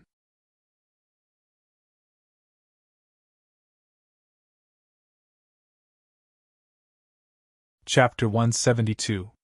Perhaps it was because of the intimate touch, but the cold, proud, and noble Phoebe's delicate cheeks were often in a captivating red state when facing Han Sho. Her attitude towards Han Sho had also changed greatly. Women were like this. Before they'd open their hearts, they'd always be apprehensive and reserved. However, once they'd set their minds on you and given their hearts to you, they'd involuntarily take the lead. Even a strong sword master like Phoebe was no exception. "Tell me, how did you know I was living here, and why did you sneak in?" Phoebe raised her head to look at Han Sho with a slight smile as she asked, leaning on Han Sho's broad chest. Taking a deep breath, Han Sho's restless hands and feet all stopped. He furrowed his brow as he described the course of events to Phoebe. However, Han Sho didn't mention any sensitive matters. He didn't go into detail, including Han Sho's identity in the shadows and the Calamity Church's interference. "When you were transporting this batch of equipment, did you know what was inside?" Han Sho looked at Phoebe and asked very seriously. Shaking her head, Phoebe's dainty brow furrowed slightly as she responded. "I didn't know. In our line of work, we do sometimes need to take on these kinds of unknown risks. However, I hadn't thought that this matter would involve so much." Since Phoebe didn't know, Han Sho let out a great sigh of relief in his heart. He mused for a moment and said to Phoebe, "The Griffin Legion has the intention of rebelling. For the safety of the Buzz Merchant Guild, you must cooperate with us. Otherwise, once the senior executives of the Empire find out that this operation has the help of the Buzz Merchant Guild, I'm afraid that no matter how resourceful your Merchant Guild is, it will still encounter immeasurable danger." Nodding in understanding, Phoebe hugged Han Sho and said with a smile, "I'll do what you say. I think you'll help me seriously." Phoebe said this because she completely trusted Han Sho, which made Han Sho feel a little flattered. Thinking quickly, Han Sho condensed another drop of lifeblood essence and stored it in a small medicine bottle. He handed it to Phoebe and said, "Think of a way to drip this drop of blood on the siege equipment during transportation. If you don't have a way to open the equipment, drip it on the device that stores the equipment is fine as well. Think of a way to follow this batch of equipment as far as you can tomorrow. Don't be in a hurry to leave Valence City after you're done. I'll come find you again. Oh right, Candace is also in Valence City right now. She's staying at a hotel called Elaine. You can go find her." "No problem, I'll try to do it according to your instructions." Phoebe readily agreed and then laughed softly. She took out a large pile of various materials from her space ring and looked at Han Sho as if presenting a treasure. "This batch of materials was requested on one of your lists. I've already gathered all of them for you while helping Bob Asher transport these items." A list was handed over and Han Sho took a look. He discovered that these materials had all been prepared by Phoebe according to Han Sho's requests in order to refine the Yin demons that were a level higher than the original demons. It looked like Phoebe was very attentive to his matters. In such a short period of time, she had actually gathered enough materials to refine the Yin demons for him. Pulling Phoebe over and kissing Phoebe's rosy cheeks, Han Sho said happily to Phoebe, "Heh, thank you so much." The guard's voice sounded again at this time. "Miss Phoebe, the sky is already bright. You should get up and leave." "Yes, I'm fully awake and will be out soon." Phoebe responded loudly and pushed Han Sho away. She shyly put on her clothes under the thin blankets and rebuked, "It's all your fault. You tore my undergarments, you savage scoundrel." Chuckling mischievously, Han Sho left Phoebe's bedside and said, All right, I'll make it up to you. Remember what I said, I'll be leaving for now.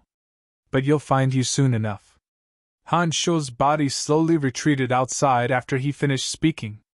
Just as Han Sho reached the window behind him, Phoebe suddenly called out softly.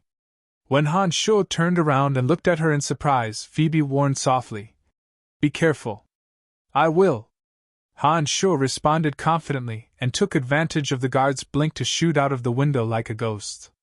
Han Sho concealed himself and flew towards the Dark Mantle Stronghold early in the morning. When he returned to the Dark Mantle Stronghold, Han Sho discovered that Chester was already there. It looked like he'd returned from Elaine's hotel. "What's the situation?" Han Sho immediately asked when he saw Chester. I fainted in the hotel. When I woke up, a great druid said that we'd been drugged and didn't say anything else. Chester was a bit confused as he explained to Han Shuo. He briefly explained what had happened after Chester had fainted and then asked Chester again. Did that great druid chat with the female captain of the mercenary band? Has Lisa been safely sent back? What's the current situation in the hotel? It seems that the great druid and the female mage swordsman called Candace talked about something, but they avoided us, so I don't know what they talked about. I personally handed Lisa over to Lawrence, and he said he'll contact you soon. Master Elaine has arranged for Belinda's room to be redecorated, and it should be back to normal soon. The great druids inside, as well as the mercenary band, are still there and haven't left. Chester responded. So that's how it is. Oh right, did you see Emily after you returned? No, I only saw 2 of Madame Emily's people in charge of guarding the Dark Mantle stronghold. Madame Emily isn't here at the moment. Chester responded. Oh, I see. There's nothing else for me to do for now. If you're free, why don't you go out and scout out the current situation in the city? Han Shuo smiled and walked past Chester towards the secret room. After setting up the transportation matrix here, Han Shuo once again entered the cemetery of death. The little lewd dragon Gilbert immediately ran over excitedly when he saw Han Shuo appear, thinking that Han Shuo was going to take him out. Now's not the time, but I'll take you out of the cemetery of death in the next few days. Don't worry. When he saw Gilbert rush over with a face full of excitement, Han Shuo immediately poured cold water on him. Afterwards, ignoring Gilbert's protests, Han Shuo arrived at the original demon cave where he'd refined the original demons last time. The refinement of the Een demons was more or less the same as that of the original demons. Apart from making some changes to the matrix, replacing it with even more precious materials, and adding 3 drops of blood essence, there weren't any special changes in other aspects. Taking a deep breath, Han Shuo quickly went through some of the details he needed to pay attention to in his mind. He then took out the demon's layer edge, and used his mind to control the demon's layer edge. He began to change the layout of the original demon cave, transforming it into the shape of the Een demon cave. Finally, after the Een demon cave had taken shape, Han Shuo placed the materials that he'd entrusted Phoebe to gather into the Een demon cave according to the sequence of the matrix. When refining the original demons, only 18 wraiths were needed as a catalyst.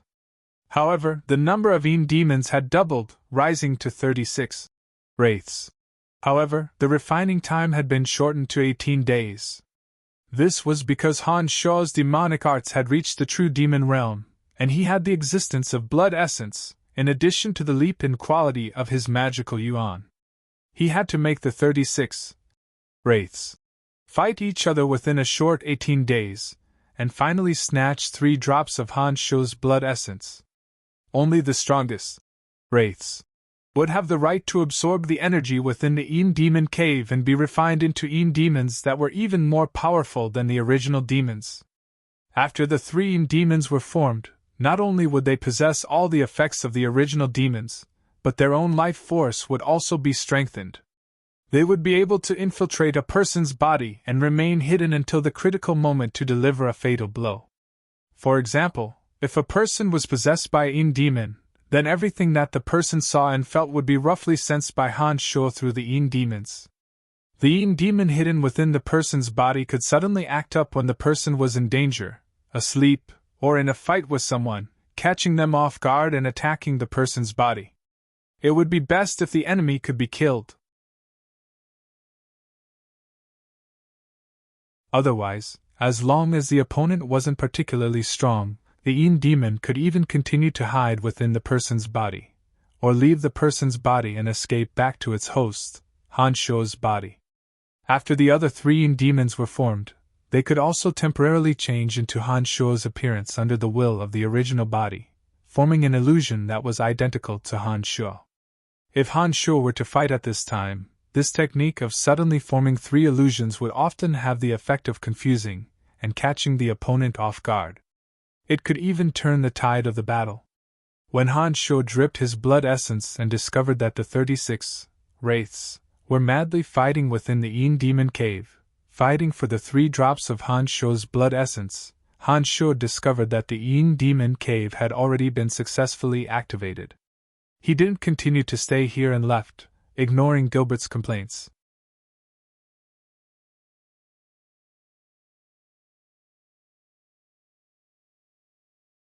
Chapter 173. After returning from the Cemetery of Death, Han Shuo immediately discovered Emily standing beside the transportation matrix as soon as he appeared in the secret room.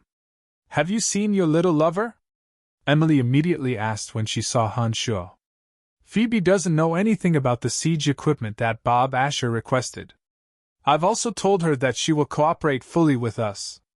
I think we can cover up the matter that implicated Phoebe this time." Han Shuo put away the 6 magic wands one by one as he walked out of the transportation matrix, and explained to Emily. "If Phoebe really doesn't know anything, then this matter won't implicate her. Our Dark Mantle will never wrongly accuse an innocent person. You'll know this in the future," Emily said seriously, then giggled and said, "You ran into her room in the middle of the night. Did she think you were a thief who stole a perfume and beat you up?" "Of course not," Han Shuo responded with a natural expression. Emily looked at Han Shuo a few times, trying to glean something from his expression, but discovered that Han Shuo's expression was calm and didn't change at all. All right, that's it for now. I've just received news that Belinda, who you let go, is contacting you through your method. I don't know what she wants." Emily discovered that she couldn't glean anything from Han Shuo's expression, so she didn't say anything else and went straight to business. Han Shuo had left behind a method for Belinda to contact him before she left. Han Shuo had also told this method to Emily so that Emily could keep an eye out for him. Now that he heard her say this, he immediately said, "All right, then let's go see Belinda and see what she wants from me." Han Shuo and Emily walked side by side in the desolate forest where Han Shuo had killed 2 members of the Griffin Legion. Although he'd already left a backup plan on Belinda's body, Han Shuo was still quite cautious. He was extremely focused when he walked over, deathly afraid that he'd fall into Belinda's trap. When Han Shuo entered the forest, he suddenly sensed an enormous presence hidden within. This energy obviously didn't come from Belinda. Han Shuo immediately focused his consciousness and said softly to Emily, "Be careful, there's something unusual in there." Nodding, Emily said, "Yes, it looks like Belinda isn't the only one inside. We should be careful in case Belinda ambushes us. Don't worry, if Belinda really dares to act against us, I'll make sure she's in for it." Han Shuo's expression was calm as he took out the Demon's Lair Edge from his space ring and walked into the depths of the forest. Suddenly, a dazzling bolt of lightning shot out from the depths of the dense forest like a dragon swimming in the void. This bolt of lightning was as thick as an arm as it snaked through the air and exploded with dazzling light. The trees on the side creaked as it made its way over, giving rise to thick smoke.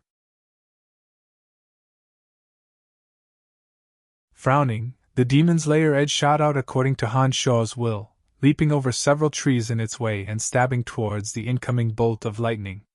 A series of crackling sounds rang out as Han Shuo's Demon's Lair Edge sensed the surging fighting aura. This kind of fighting aura was mixed with the power of thunder and lightning, appearing extremely violent and ferocious. Even though Han Shuo had infused the Demon's Lair Edge with magical yuan, it still couldn't withstand it for long.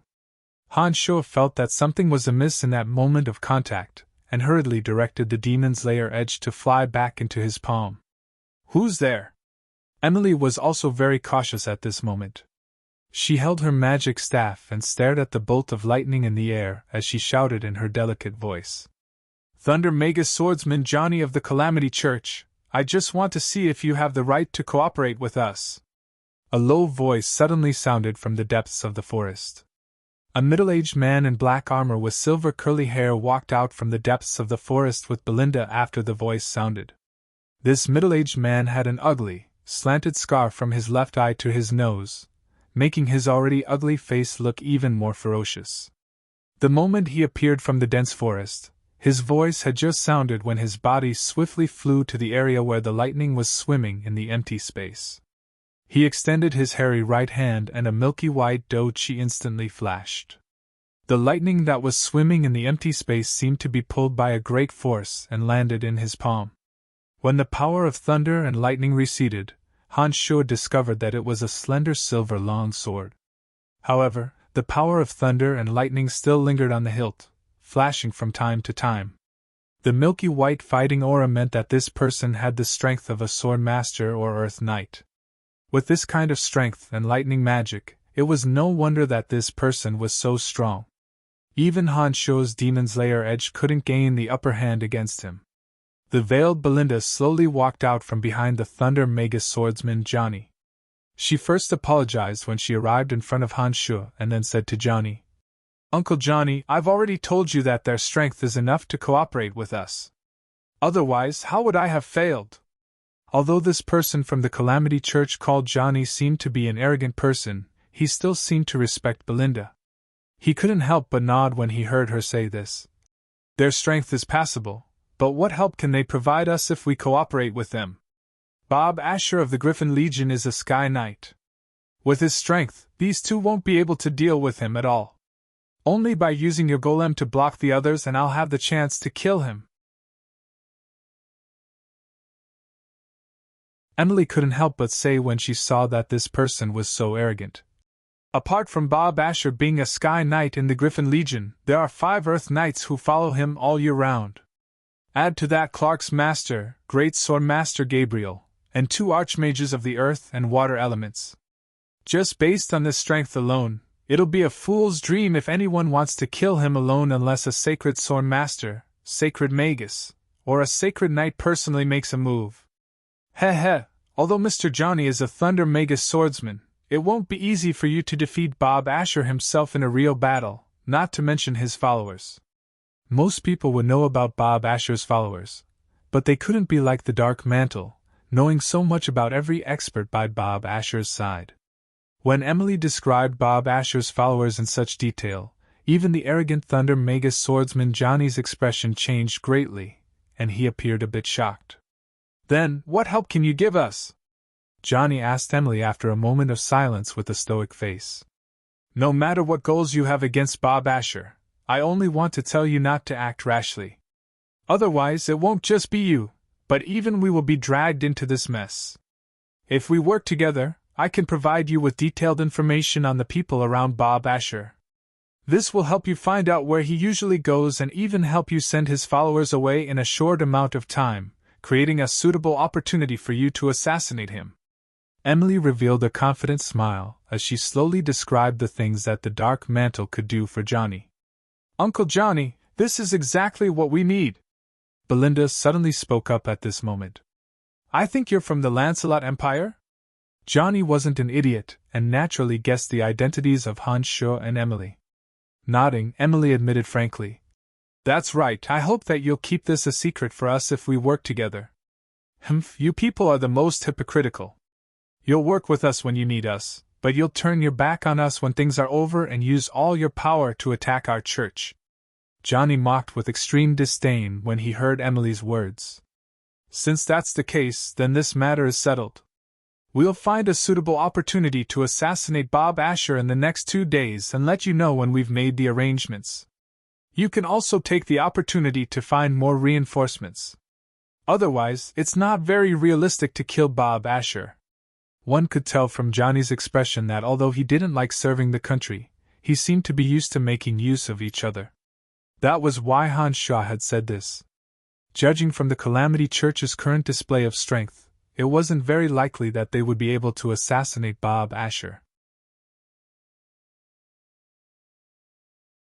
Han Shuo and Emily had agreed to work with them not because they hoped to kill Bob Asher, but because they hoped to obtain the information they needed from Bob Asher's manor during the chaos, and then use the Dark Mantle's abilities to take him down. "All right, then this matter is settled. I hope that you two don't try any tricks, or you'll regret it." Johnny finally agreed with a darkened face.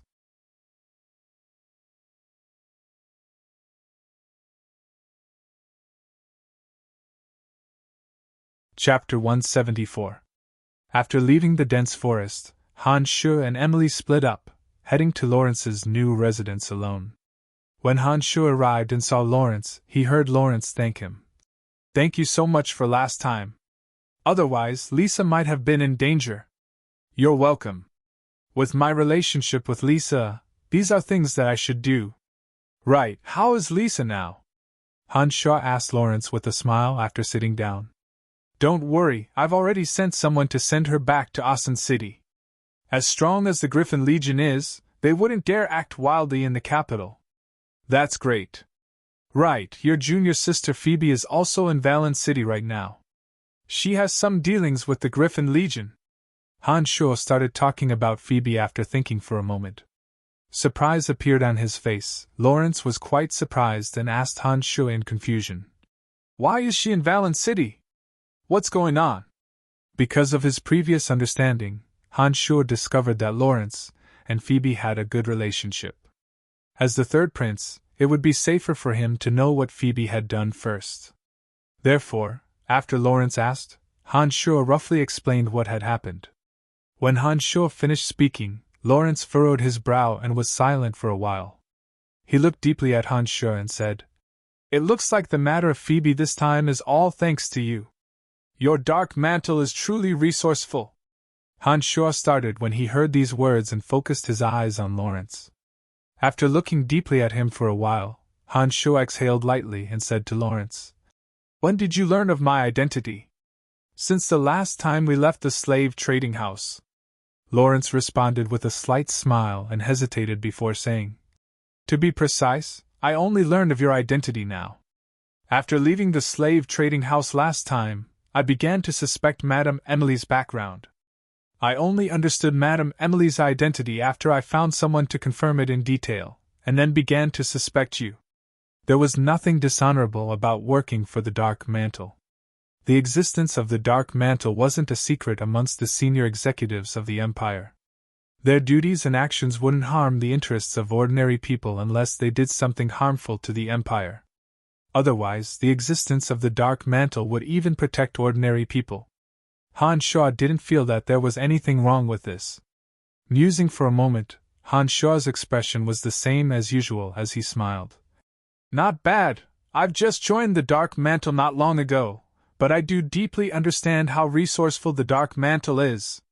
"Then you should know me quite well by now?" Lawrence suddenly looked at Han Shu with a faint smile on his face.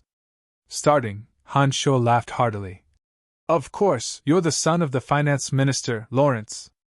Everyone knows this." Even though Han Shu was well aware of the third prince's identity, he couldn't say it out loud.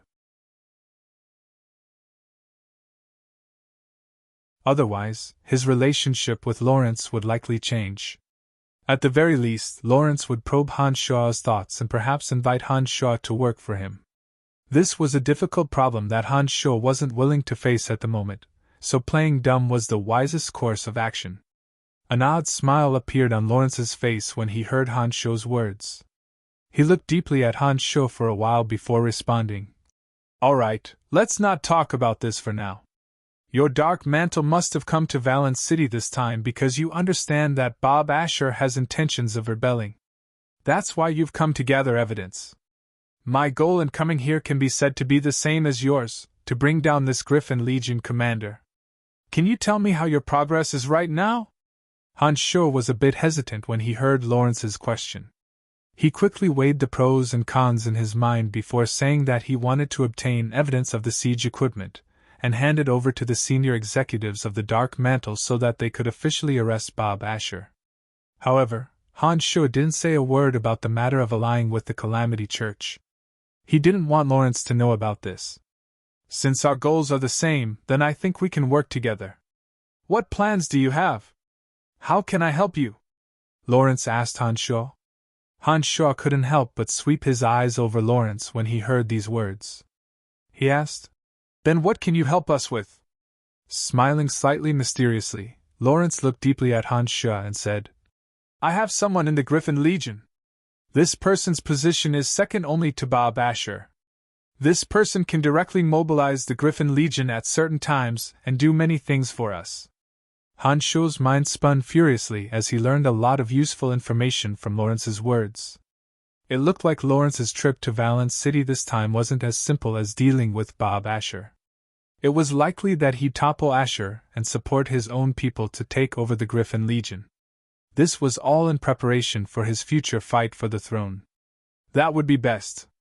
I need to make some plans. There will be a move in the next 2 days. I'll let you know when the time comes and discuss with you how to cooperate. Hans Shaw thought for a moment and said to Lawrence, "No problem, I'll wait for your good news.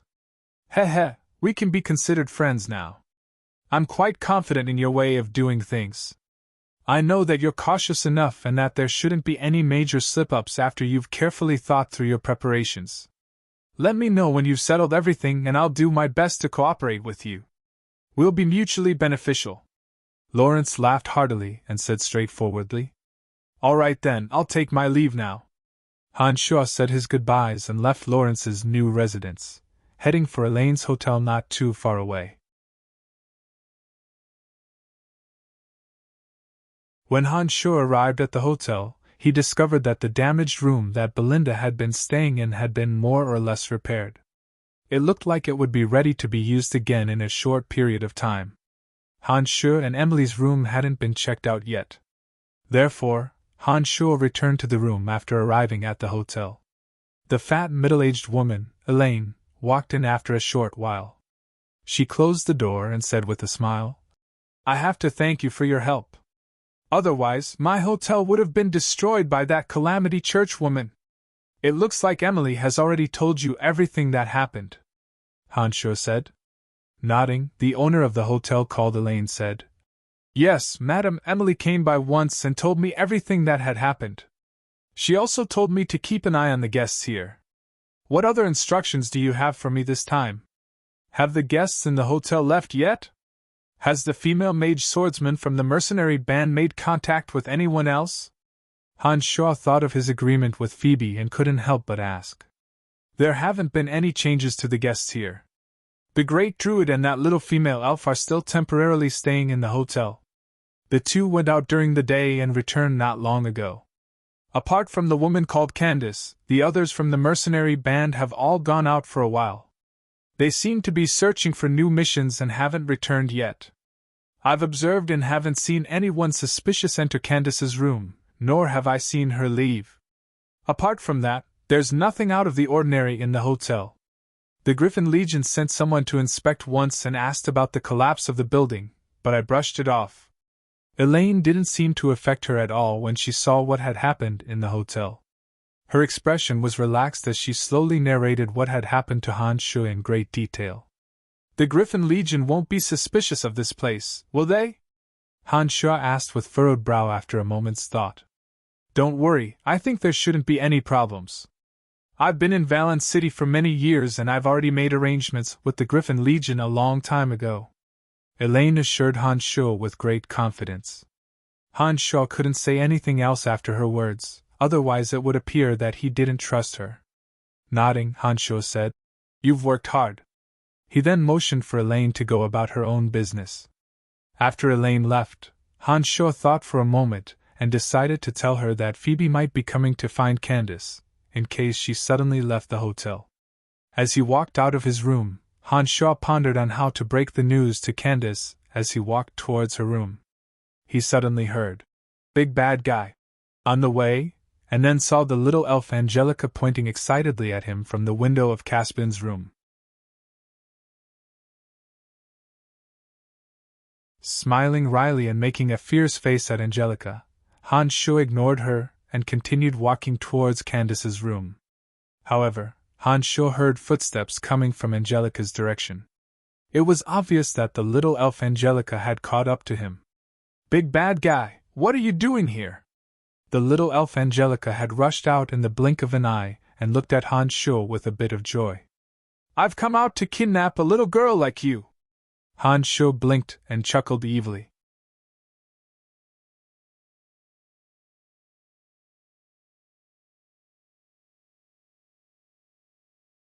Chapter 175.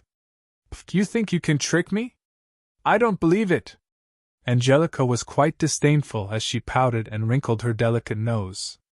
"It's up to you whether you believe it or not. All right, I still have things to do. Go do what you need to do. Saying this with a smile, Han Sho didn't pay any attention to Angelica and planned on going to Candace's room. At this moment, the door creaked open from the room that Angelica had run out from. The great druid Caspian walked out and only glanced at Han Sho before exclaiming in surprise, "How can it be you?" Nodding at Caspian in a friendly manner with a smile, Han Sho bowed. "Greetings, great druid elder Caspian. I met you last time in the dark forest with Trunks." "Eh? You know my grandfather as well?" Angelica was quite surprised to see Han Sho greet Caspian.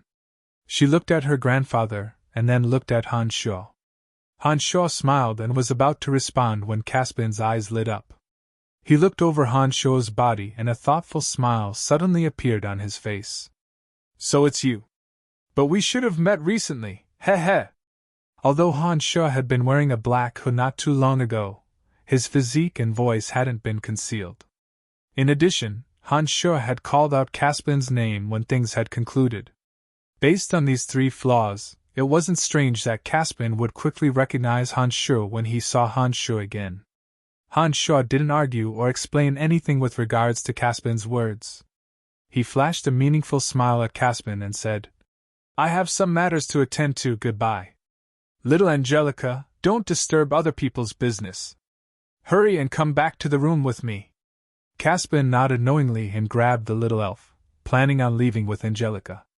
Candace, who'd heard Han Sho's words, just happened to open the door at this moment. She looked at Han Sho and then at Caspian, who was talking to Han Sho, with surprise. She nodded at the two in a friendly manner and finally said to Han Sho, "You've come to find me? Sister Candace, I've come to look for you as well. Let me go in as well."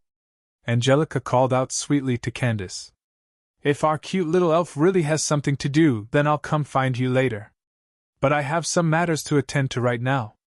Candace laughed lightly and opened the door. She leaned to the side and said to Han Sho, "Come in. All right, stop messing around. Come back to my room and continue practicing magic." The druid Caspian glared at Angelica reproachfully and pulled her back. Candace closed the door tightly after Han Sho entered Candace's room. She then seemed to think of something and suddenly looked at Han Sho. "You were the one who saved us last night?" Han Sho didn't need to deny anything about this and nodded. "This matter is a bit complicated. Has Belinda, who hired you, paid your commission?" Shaking her head with a wry smile, Candace said, "She's from the Calamity Church."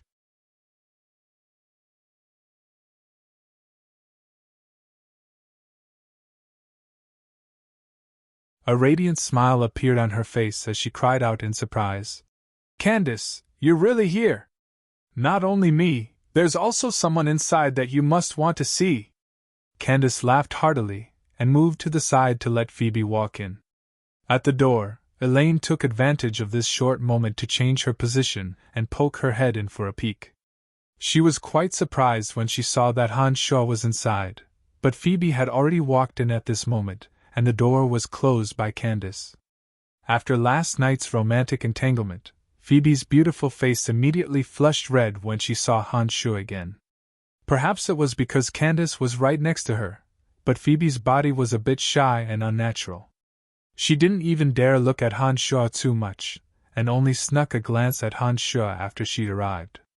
She then minded her own business and caught up with Candace, her large, bright eyes watching Han Sho out of the corner of her eye. Han Sho felt a bit awkward when he saw Phoebe this time because there was an outsider present. However, his skin was thick to begin with, and he wasn't too affected. He still sat there drinking tea with a straight face, his expression rather natural. The two women chatted for a while, briefly recounting their experiences after they'd left last time. They both focused their conversation on what had happened in Valen City. Because the two had both met Han Sho naturally became the main topic of discussion. "Tell me, why did you come to Valen City this time, and why do you know where I live? Also, Candace said that you were with a woman. What's all this about?" After Phoebe and Candace had discussed for a while, Phoebe finally looked at Han Sho and asked Han Sho. Candace was also quite astonished and added, Belinda is a member of the Calamity Church and shouldn't have any relationship with you. Why would you capture her and use her to do something? Just who are you?" The two women had a bellyful of questions and looked at Han Sho, trying to get Han Sho to give a reasonable explanation. Although Han Sho already had a plan in mind, it was still a bit of a headache when he really had to explain. However, this matter wasn't something that could be easily brushed aside because some matters were a bit complicated. Han Sho's brow furrowed at this moment. He coughed lightly when he heard that someone was coming in and made a gesture for the two to be silent. The sound of footsteps grew closer, and the door was knocked lightly. Emily's gentle voice traveled in from outside. "I know you're all inside. May I come in?" Phoebe and Candace looked at Han Sho suspiciously and asked at the same time. "Who is she?" "She's the woman you've been asking about." Han Sho smiled wryly. He hadn't thought that Emily would want to butt in at this time. If it had been yesterday, when Han Sho hadn't been intimate with Phoebe, Han Sho wouldn't have been afraid of the two of them meeting. But now, Han Sho's head was swelling as he racked his brain over how to handle the relationship between the two.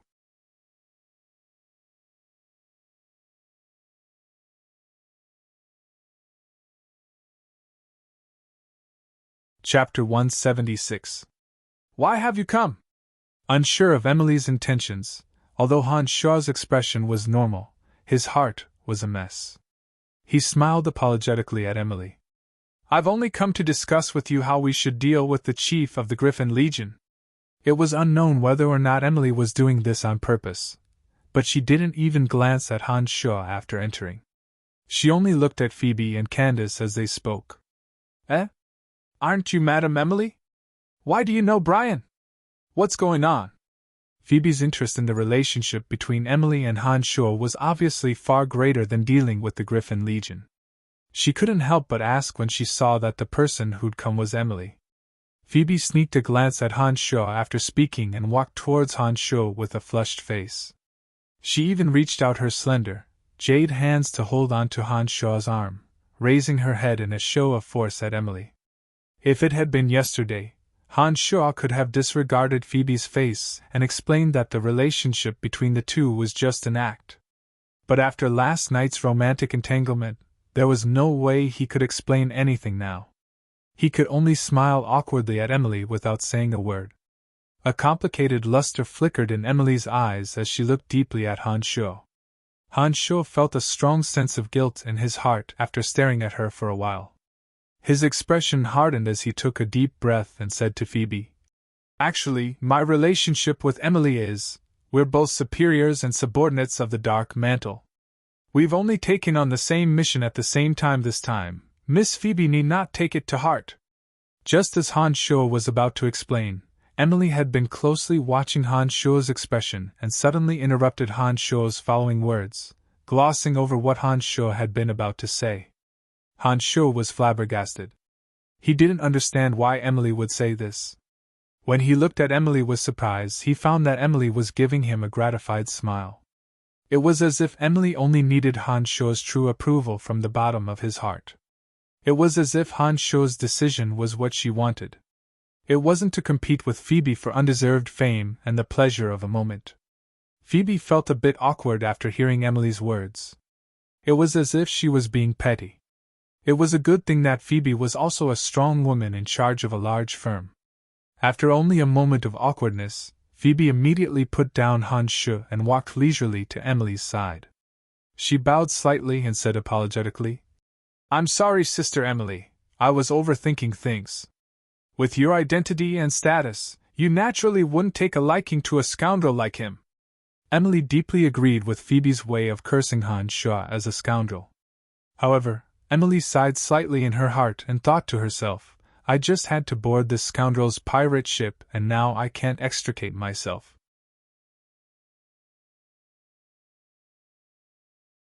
It's impossible for me to like a rude and disrespectful fellow like him. Besides, I'm already married, so it's even more impossible. Don't let your imagination run wild."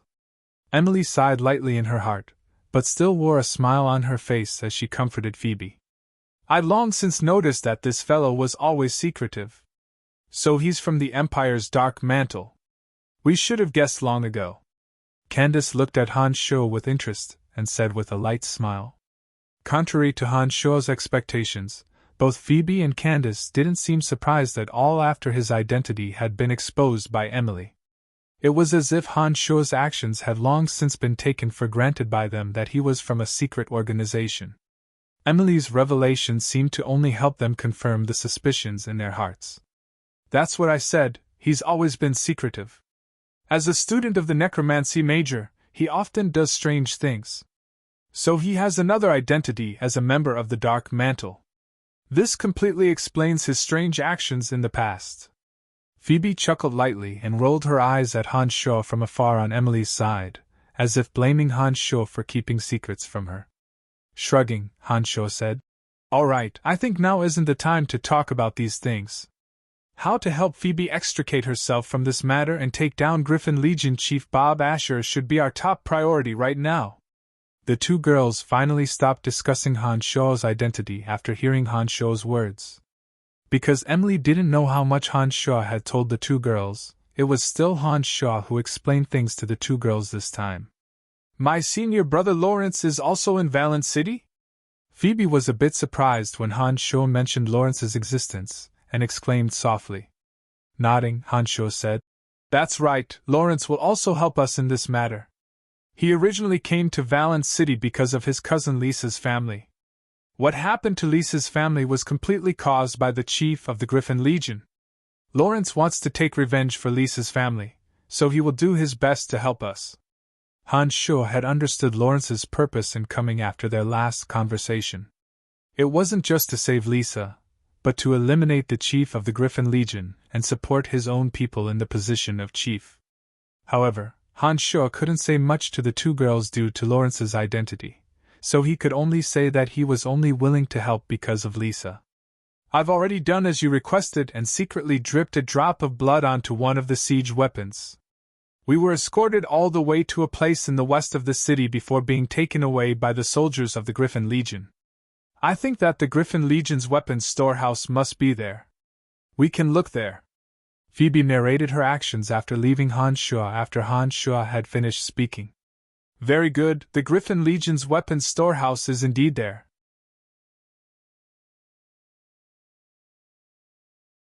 I'll be able to ascertain the direction after making a trip there. As long as we obtain the records of the Griffin Legion's purchase of this batch of siege weapons and report it to our superiors, we'll be able to catch Bob Asher red-handed for the crime of treason." Han Sho was overjoyed when he heard Phoebe's words. Han Sho and the three girls discussed for a while after he'd spoken. They used a mission as an excuse to leave with Emily. Candace frowned when Han Sho and Emily had just walked out of the room. "I keep feeling that his relationship with Madame Emily isn't quite right. The tone of their conversation seems a bit too intimate." "Heh, don't overthink things. Madame Emily is a widow and a member of the Betteridge family. Nothing will happen to her." Phoebe had a blissful smile on her face as she comforted Candace. "Oh right, you two haven't really put on an act, have you? Otherwise, you wouldn't have such an expression." Candace suddenly exclaimed softly in surprise when she saw Phoebe's expression of a little girl immersed in love and happiness. Phoebe's face became even redder when she heard Candace's question. She said bashfully, Last night we already, my gosh, Phoebe, you're too open. You slept with him so quickly?" Candace's red lips parted and she couldn't help but cry out before Phoebe had finished speaking. "Pa! What nonsense are you spouting? We only confirmed our relationship last night." Phoebe's face was flush red with embarrassment as she cursed Candace lowly and hurriedly defended herself. "I think it's not just confirmed our relationship, there's something else you're hiding from your expression. Hurry up and tell me the truth." Candace watched Phoebe attentively, and immediately closed in on Phoebe with a face full of gossip after she'd finished speaking, viciously demanding that Phoebe explain everything. Han Sho and Emily didn't immediately go on their mission after leaving Candace's room, but instead walked towards Emily's room together with tacit understanding. After the two entered the room and closed the door, Han Sho casually pulled Emily into his arms and asked softly, Why? I only need to know that you have me in your heart. That's enough. I'm much older than you, and I also have the status of the Betteridge family's daughter-in-law. If you try to expose our relationship, it will have a great impact on both you and me. Emily snuggled into Han Shuo's arms and sighed softly, speaking of her difficulties. Before Han Shuo's strength was strong enough, it would indeed have a great impact if their relationship was exposed, especially to Emily. This was especially true for Emily. Not only would it affect her brother's career, it would also be an ugly blow to the Betteridge family. Therefore, Emily could only lament and feel sorry for herself, but there was nothing she could do. Phoebe is a good girl. Although her birth isn't noble, at least she's clean and has no fetters.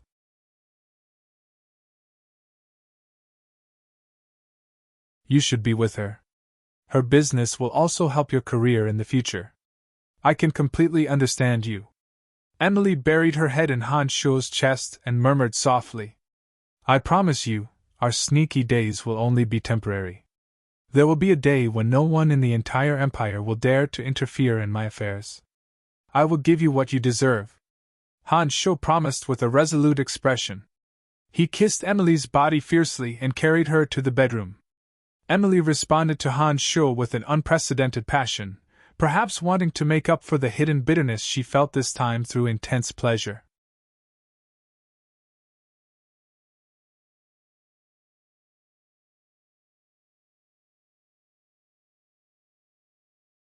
Chapter 177. Han Shuo left on his own after a bout of lovemaking with Emily, heading for the Griffin Legion's weapons warehouse in the west of the city. Through the eyes and ears of the Dark Mantle, Han Shuo had a rough idea of the location of the weapons warehouse. There was no trace of Han Shuo when he moved in the night. After using the art of the demonic ninth heavens to sneak into the weapons warehouse, Han Shuo hid himself in a remote corner and calmly activated his magical yuan, using the demon infant to sense the location of the drop of blood essence. Han Shuo felt the demon infant pulse as he did so, and with a single thought, he sensed the exact location of the drop of blood essence. After avoiding the patrolling Griffin Legion soldiers, Han Shuo stopped not far from a low building. Using his bright eyes, Han Shuo discovered that the building was heavily guarded. Apart from the heavily guarded front door, the windowless room was completely sealed off. After observing for a while, Han Shuo calmed his mind and sensed for a bit. He could clearly feel that the drop of blood essence was actually under the house. This meant that there must be a secret chamber in the basement of the house that was specifically used to store items. It was a pity that the Earth Elite Zombie hadn't been born yet. Otherwise, the Earth Elite Zombie would be able to burrow into the ground and explore with the power of the Earth element. Without the Earth Elite Zombie, Han Shuo would have to take care of all the guards at the door if he wanted to go in and see what was going on. Although the guards weren't weak, Han Shuo was still confident that he could take care of them without anyone noticing. However, doing so would definitely alert the enemy, and perhaps the siege equipment would be moved away again. Therefore, after thinking for a while, Han Shuo didn't act rashly and instead retreated back the way he'd come. Within the Dark Mantle stronghold, Han Shuo and Emily met up. They took into account the various factions in Valence City, including Lawrence of the Calamity Church, and carefully assessed Bob Asher's strength. The two furrowed their brows as they began to think of a strategy to deal with Bob Asher. Han Shuo learned from the Dark Mantle that there was a secret room hidden within Bob Asher's mansion. The two of them discussed for a while and were certain that the records of Bob Asher's purchase of siege equipment would be hidden in that secret room. There might also be some other incriminating evidence. After some discussion, they finally decided to sneak into Bob Asher's mansion when he held Clark's funeral the next night. They would make use of the important person in Lawrence's grasp to make the defenses even more lax. They would move away a portion of the people around Bob Asher and use the Calamity Church to assassinate Bob Asher.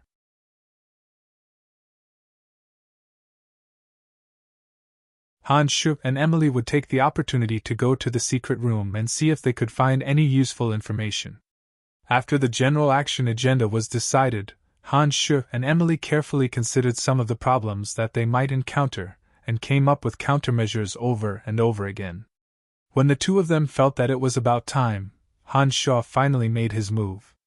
He went to see Belinda and Lawrence of the Calamity Church and carefully discussed the plan with both sides. Although this matter had something to do with Phoebe, there was no need for Phoebe to help Hans Shaw at all.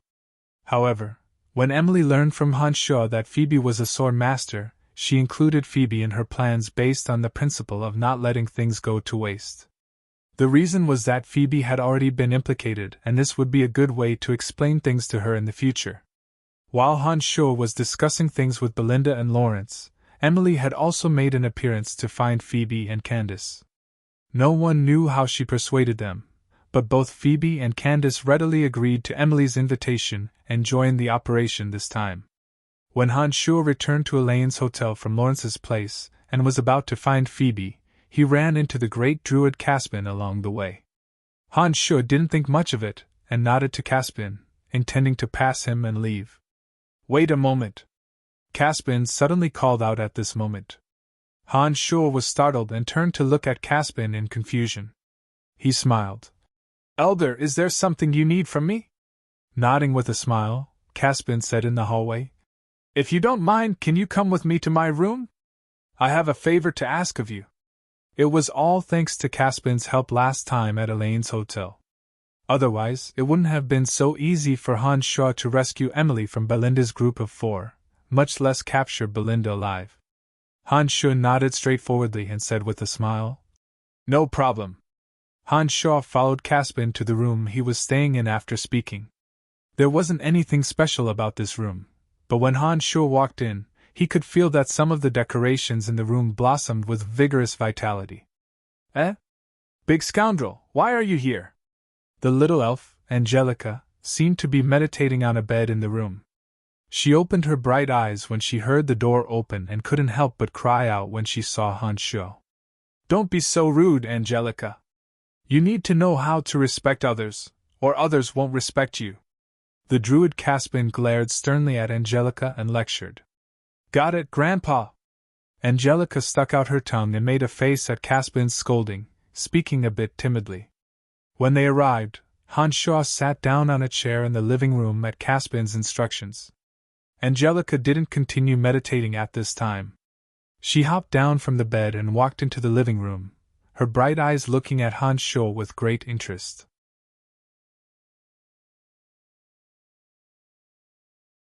"Elder, do you have any instructions?" Hans Shaw sat down and looked at Caspin with a slight smile. "You're too courteous, it's not instructions. I just want to ask you for a favor, but I don't know if it'll be too much trouble for you." Caspin had a benevolent smile on his face as he looked at Hans Shaw. Tomorrow night, Hans Shaw planned on moving out with Emily and the others. If Caspin wanted to affect Hans Shaw's movements, then Hans Shaw wouldn't be able to agree. Therefore, Hans Shaw said honestly, "Please tell me first. If I can help you, I definitely won't refuse. However, I also have matters to attend to this time and hope that the elder will forgive me if I can't leave." Caspin nodded understandingly when he heard Hans Shaw's words. He then mused for a moment and pointed at Angelica. "I'm going out today and will be back by tomorrow at the latest. However, I can't bring Angelica with me. I hope that you can help me take care of Angelica between today and tomorrow and ensure that her safety won't be threatened." Hans Shaw wouldn't be moving out until tomorrow night. Hans Shaw had already arranged many things. Hans Shaw really didn't have anything particularly important to do between today and tomorrow. Even if there were some urgent matters, there were still Emily, Phoebe, and the others who could use them.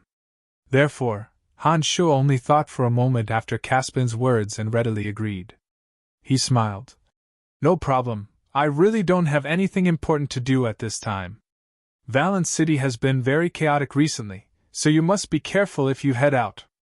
With Caspin's strength, he must be doing something very dangerous if he insisted on leaving the hotel at this time, and couldn't bring Angelica with him. He must be afraid of endangering Angelica's life, which was why he didn't bring her with him. This was why Hans Shaw had kindly reminded him. "Grandpa, you must be going to find that enemy for a duel. Take me with you. I've practiced magic for so long, I can help you deal with him." Angelica obviously knew a bit about Caspian. Her little face immediately changed when she heard these words, and she reached out to grab Caspian's arm, begging anxiously. No, you can't go. A duel is a matter between two people. If I take you with me, it'll be against the rules. Caspian loved Angelica dearly, but he obviously wouldn't budge on this matter. He firmly refused her suggestion. In actuality, Han Shu understood from Caspian's words and tone that Caspian didn't want to take Angelica with him. That was because he didn't want Angelica to take the risk with him. Saying that it was against the rules was just an excuse for Angelica. But the enemy might not follow the rules! Angelica cried out anxiously and then looked at Han Shu. She suddenly said, Although this person is bad, his strength isn't bad. Why don't you let him help you? I'll protect myself. No matter what the other does, Grandpa will never break the rules.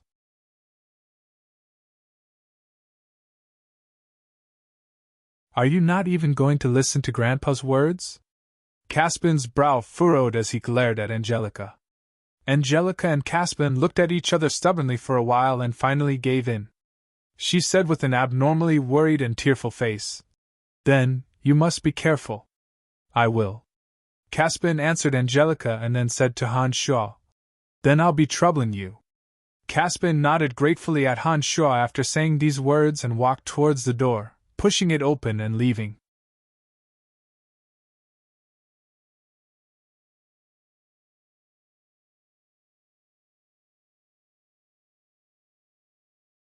Chapter 178. Big Bad Guy, will my grandpa be alright? As soon as the great druid Caspian left, the little elf Angelica looked at Han Shu with a heavy expression of worry. Caspian obviously didn't have any helpers in Valen City, otherwise he wouldn't have entrusted Angelica to a stranger like him.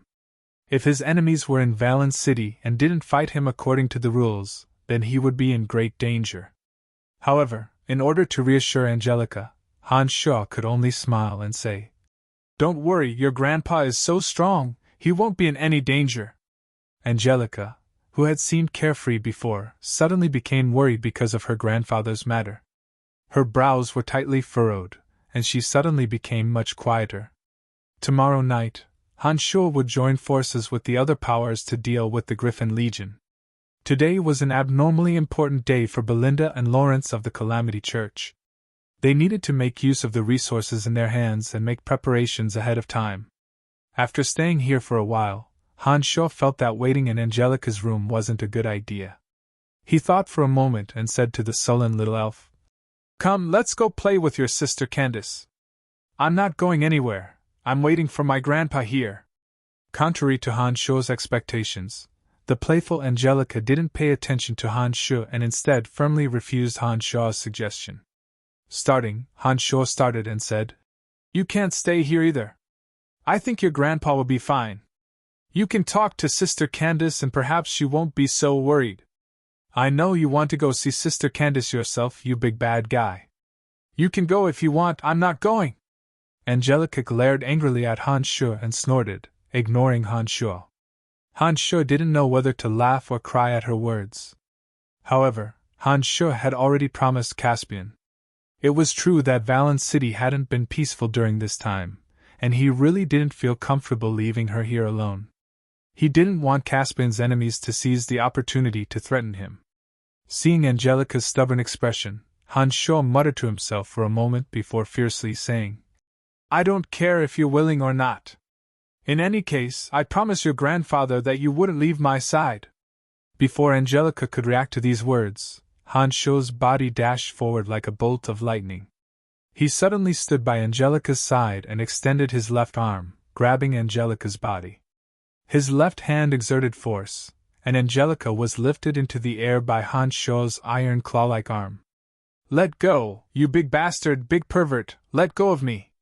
By the time Angelica came to her senses, she discovered that she could no longer move her body. Her two little feet kept kicking about as she angrily cursed and complained. Han Shu paid no attention to Angelica's cries at all. He opened the door to the room with her body in his grasp and walked directly to Candace's room.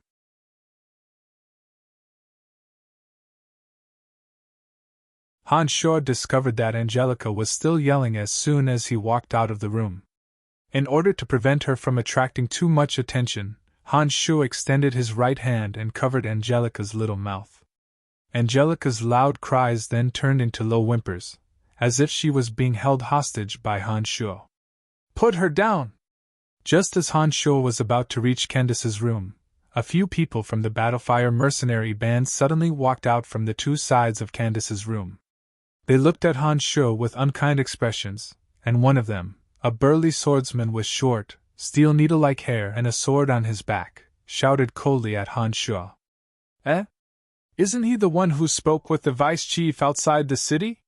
One of the journeyman mages recognized Han Sho with a glance and said in surprise, "No matter what relationship he has with the vice chief, his actions of taking a girl hostage in public has angered me. I can't just watch him take that pitiful little elf away." The burly senior swordsman spoke very righteously and glared at Han Sho with his bell-like eyes. He slowly took out a long sword from his back and pointed it at Han Sho. Han Sho was speechless. Candace's room door was also opened at this time, and a confused Candace and Phoebe walked out. The two didn't know what had happened, and their eyes focused on Han Sho.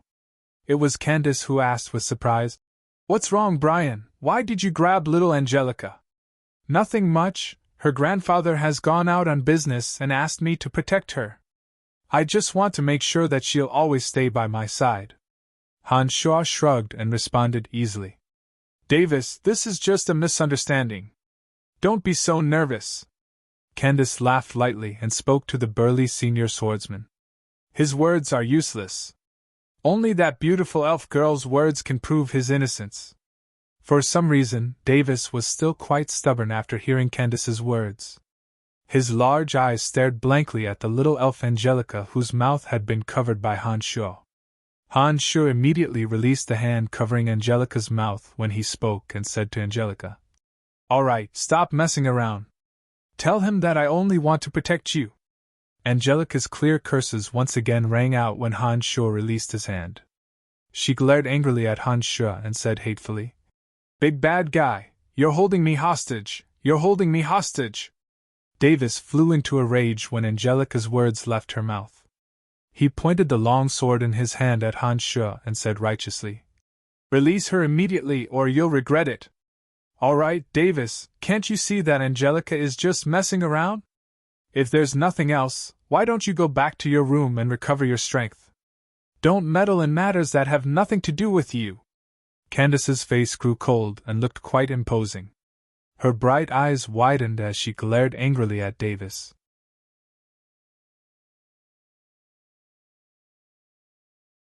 Perhaps Davis was used to Candace's berating, but he seemed to be a bit timid at first. However, when he looked at Angelica, courage came out of nowhere and he stuck out his chest, saying, "Madam Candace, if your suggestion is wrong, I won't listen." Han Sho was quite amused at this moment. Han Sho discovered that there was a different kind of heat in Davis's gaze when he looked at Angelica. Han Sho's heart moved and he already had an idea of what was going on. Chuckling strangely, Han Sho said, "So that's how it is. It looks like this brave mercenary wants to be a hero in front of the little beauty. Perhaps he has other thoughts in mind." Candace and Phoebe, as well as the mercenaries on the side, all looked at Davis strangely after these words were spoken. Even the little elf Angelica was startled and looked at Davis with a bit of astonishment. At this moment, Davis's face reddened and he awkwardly defended himself. "No, no such thing." Han Sho loosened his grip on Angelica and put her down. He spread his hands and said, "All right, I won't continue to hold you hostage. There's a hero here who wants to save the damsel in distress, so I'll fulfill his wish. Little Angelica, you've already been saved. Let your hero save you. I won't bother with you anymore." After saying these words, Han Sho walked towards Candace and Phoebe with a relaxed expression. He didn't even look at Angelica, as if he'd completely forgotten what he'd promised her grandfather. Hello, you're safe now." Davis walked towards Angelica at this moment, and spoke with a bit of a disdainful tone in contrast to his previous righteous attitude towards Han Sho. "What does that have to do with you, big dumb bear? I'm happy to be held hostage by him. What can you do about it? Angelica suddenly panicked when she saw that Han Shuo wasn't paying attention to her.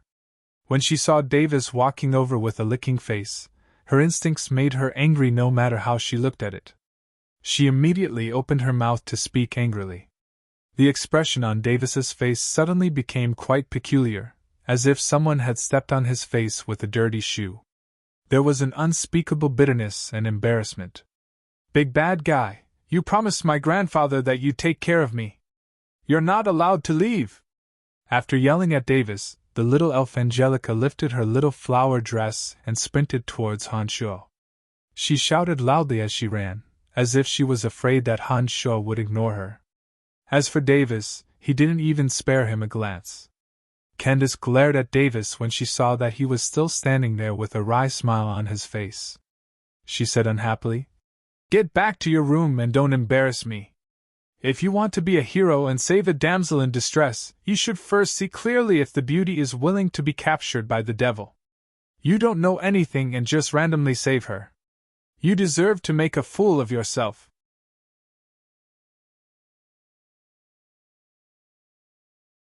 When Candace said these words, the shamefaced Davis let out a long sigh and walked back to his room with his tail between his legs. This kind of matter was indeed a bit complicated for his brain. Even now, he still couldn't understand why Angelica, who'd had a face full of indignation and unwillingness just a moment ago, had turned into a pitiful begging when Han Shuo let go of her and left in a carefree and unrestrained manner.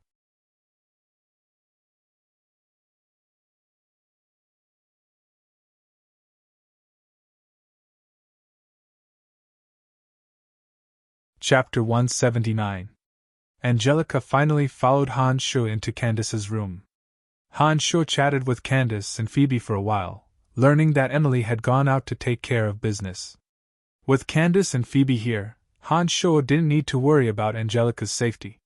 He excused himself with business and returned to his room, silently practicing another high-level necromancy magic, hate warrior summoning. With Clarendon's many years of memories and Han Shuo's unyielding spirit, he finally grasped the art of summoning a hate warrior after a few hours of torment. He summoned a hate warrior wielding a metal rod from the other dimension to his front. This hate warrior's summoning consumed quite a bit of Han Shuo's mental strength. He meditated for a while and felt his mental strength rapidly recover. He then used the transportation matrix to return to the cemetery of death. "Evil master, shouldn't you be taking me out of here this time?" Gilbert started yelling loudly when Han Shuo appeared. "That's right, I'm really going to take you out of here this time," Han Shuo said with a smile when he saw Gilbert walk over dejectedly.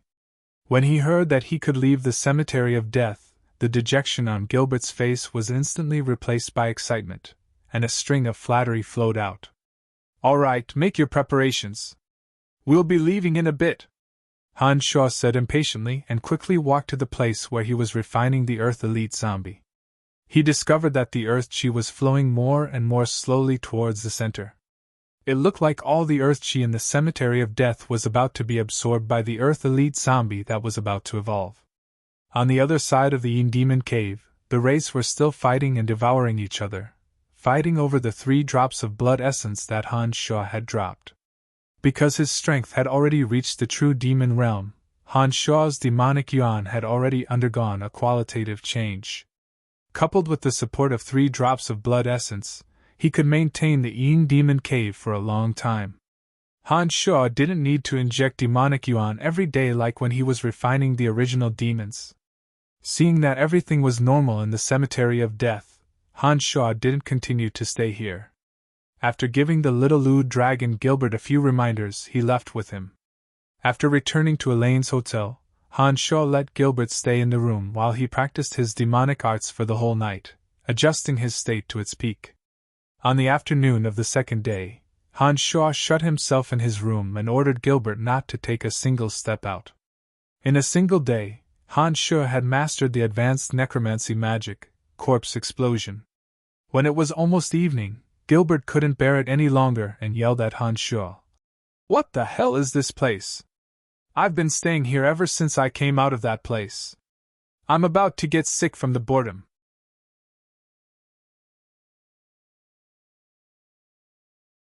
Han Sho, who was meditating, suddenly breathed a sigh of relief and opened his deep eyes. He looked at Gilbert. All right, we'll leave this place immediately. When we leave, shut up for the rest of the journey and do whatever I want you to do. If you dare act on your own, I'll leave you in the cemetery of death forever. What are we doing tonight? Haha, honored master, don't worry, I won't be a burden to you. Gilbert immediately responded with great excitement when he heard Han Sho's words. Footsteps sounded from outside at this moment, and then Emily's voice sounded from outside. Are you inside? When he heard that it was Emily, Han Sho immediately stood up and opened the door. How is it? Has everything been settled? Emily's beautiful figure was revealed when the door opened. Gilbert's eyes lit up and he suddenly whistled, saying excitedly, A beauty, a great beauty! Shut up! Han Sho turned his head and glared fiercely at Gilbert. Gilbert didn't dare open his mouth after being scolded by Han Sho, but his eyes darted shiftily at Emily, and then looked at Han Sho with a face full of envy. Who is he? Emily didn't know of Gilbert's existence, and couldn't help but ask Han Sho in surprise when she saw him suddenly appear next to Han Sho. He's one of us, there won't be any problems. He'll move with us, and his strength will be of great help to us, Han Sho explained. Although Gilbert was only a young dark dragon, he possessed great destructive power when he transformed into a dragon. If a dark dragon appeared at a critical juncture, it would greatly increase the safety of Han Sho and the others. Emily never doubted Han Sho's words. Gilbert's appearance only gave Emily a deeper understanding of Han Sho's mysteriousness, and she didn't question Han Sho's methods. The great druid Caspian hasn't returned yet, and the little elf Angelica is very worried. This time, it's not related to the Battlefire mercenary band, so apart from Candace, no one else knows of our identities or our movements. When we first arrived, Candace temporarily entrusted Angelica to the other members of the Battlefire mercenary band to look after her. That senior swordsman named Davis seemed very happy to do it, so you don't have to worry about Angelica's safety. It looked like Emily must have heard about the small friction between her and Davis from Phoebe and Candace, which was why she'd said this to Han Sho. All right, since that's the case, let's leave. Han Sho thought for a moment and said. The fact that the great druid Caspian still hadn't returned meant that something must have happened. However, Han Sho didn't have a deep relationship with Caspian and naturally wouldn't delay the important matters that he'd been planning for so long for Caspian. Bob Asher, who wasn't young anymore, had lost 2 sons in a row in the span of a few months. This matter had greatly affected him.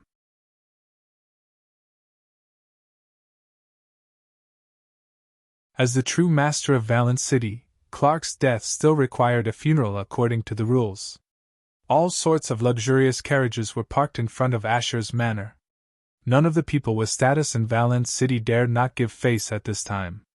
No matter how busy they were at home, they still took the time to comfort old Asher's wounded heart. So we're here to attend the funeral. Gilbert stood in a remote corner in front of the door and stood shoulder to shoulder with Han Sho and Emily, complaining with flagging interest. No, we're here to cause trouble. Han Sho chuckled lowly and said, If you successfully complete the mission today, I'll reward you with a few things. Work hard.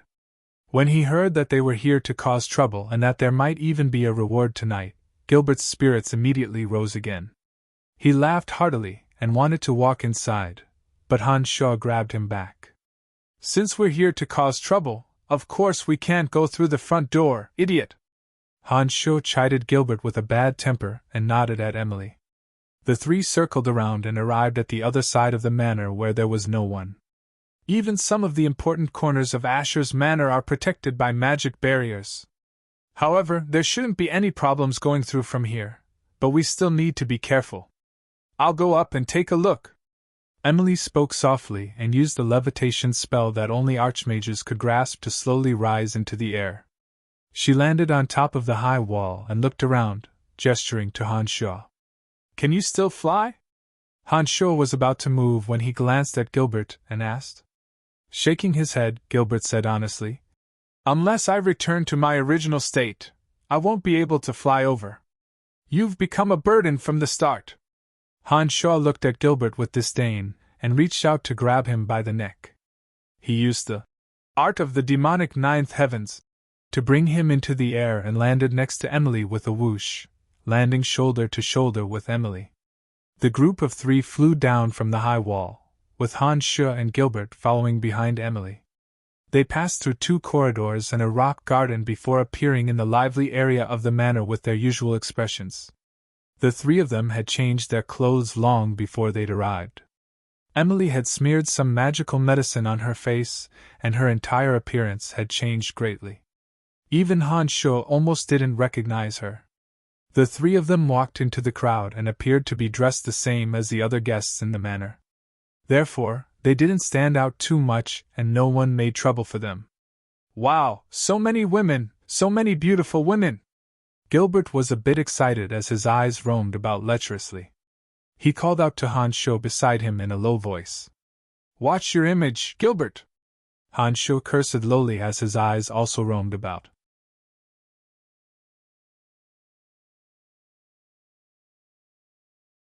He suddenly saw Belinda and Johnny of the Calamity Church appear in the crowd. Lawrence, who changed his appearance using magical medicine, was also mixed in with the crowd. He even waved at Han Shaw when he saw Han Shaw appear. Phoebe and Candace had been arranged by Emily to stay in another place. If the Calamity Church made a move, they would cooperate and set fire to the surroundings, planning on throwing the manor into complete chaos. Add to that the changes to the defenses of Lawrence's trusted aides, the manor's defenses would be at their most lax. Han Shaw and Emily would then take the opportunity to investigate Asher's secret room.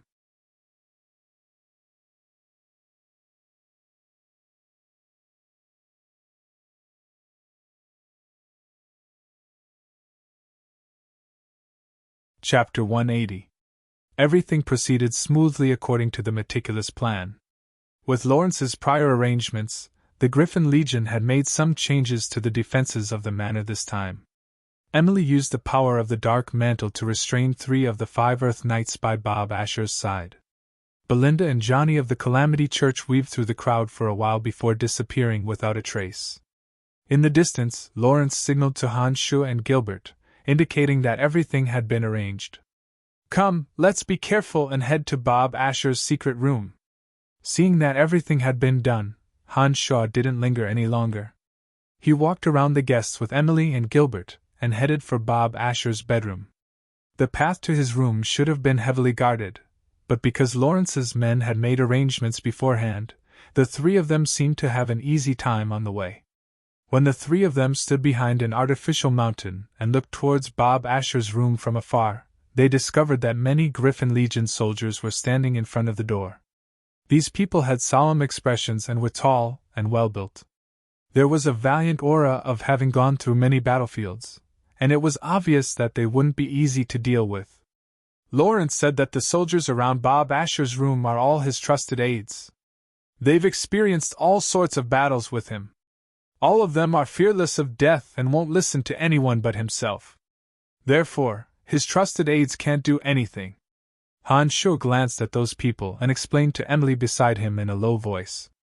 Nodding, Emily expressed her understanding. We of the Dark Mantle also know this. We must personally eliminate this group of people, otherwise we won't be able to enter so easily. Soldiers stood on the roofs and every window. Unless they could burrow into the ground, it would be impossible for Han Shaw and the others to avoid the eyes of these people no matter how powerful their methods were. All right, we'll wait for a while. Whether or not the Calamity Church succeeds, the entire manor will descend into chaos when they make their move. Han Shaw considered for a while, and said lowly to Emily. Honored Master, what are we waiting for?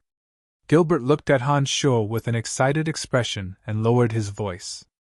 Master? Emily on the side exclaimed softly and looked at Han Shaw with great bewilderment. She then looked at Gilbert and said, How can he be your master? Are you a slave that he bought? Rolling his eyes at Emily with disdain, Gilbert said proudly, You're a woman with big breasts, and no brains, all right. As a legendary dark dragon of the great Black Dragon City, I, Gilbert, will never become a slave. Black Dragon City, you say you're from the Dark Dragon City of the underground world? Emily was greatly astonished as she stared at Gilbert. "Ha ha, you've heard of our fame?"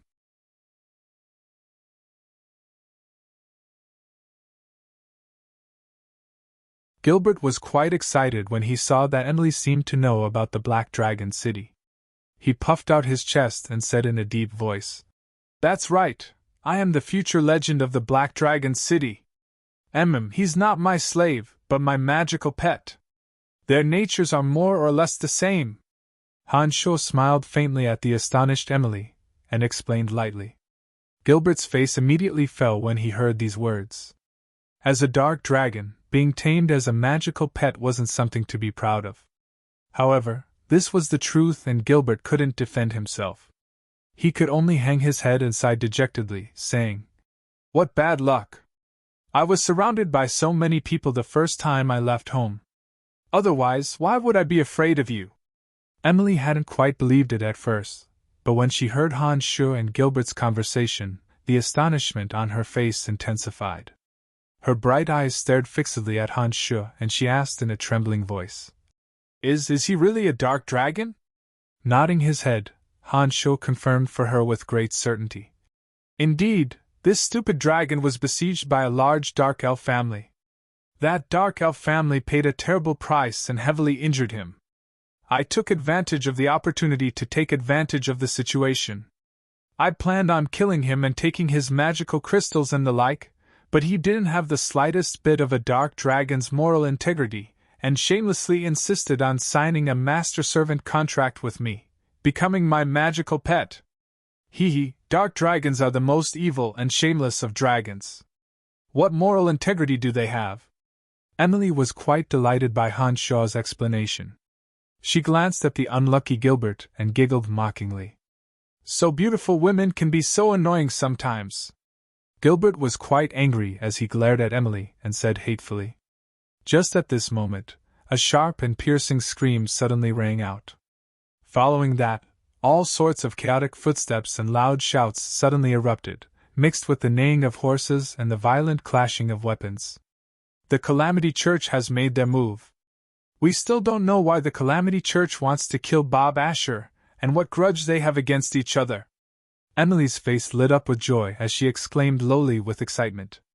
Chuckling coldly, Hanshaw said sinisterly, "In my opinion, whether or not the Calamity Church succeeds this time, Johnny and Belinda will be heavily injured even if they don't die. We'll capture them when the time comes and slowly interrogate them." "Master, you're too treacherous and shameless!" Gilbert couldn't help but exclaim lowly with excitement when he saw that Hanshaw was prepared to deal with his allies from the start. "Gilbert, are you mocking me?" Hanshaw frowned and flicked a glance at Gilbert, speaking coldly. Shaking his head, Gilbert hastily cried out, No! I'm praising you. Your methods are the same as my brave and wise grandfather's teachings."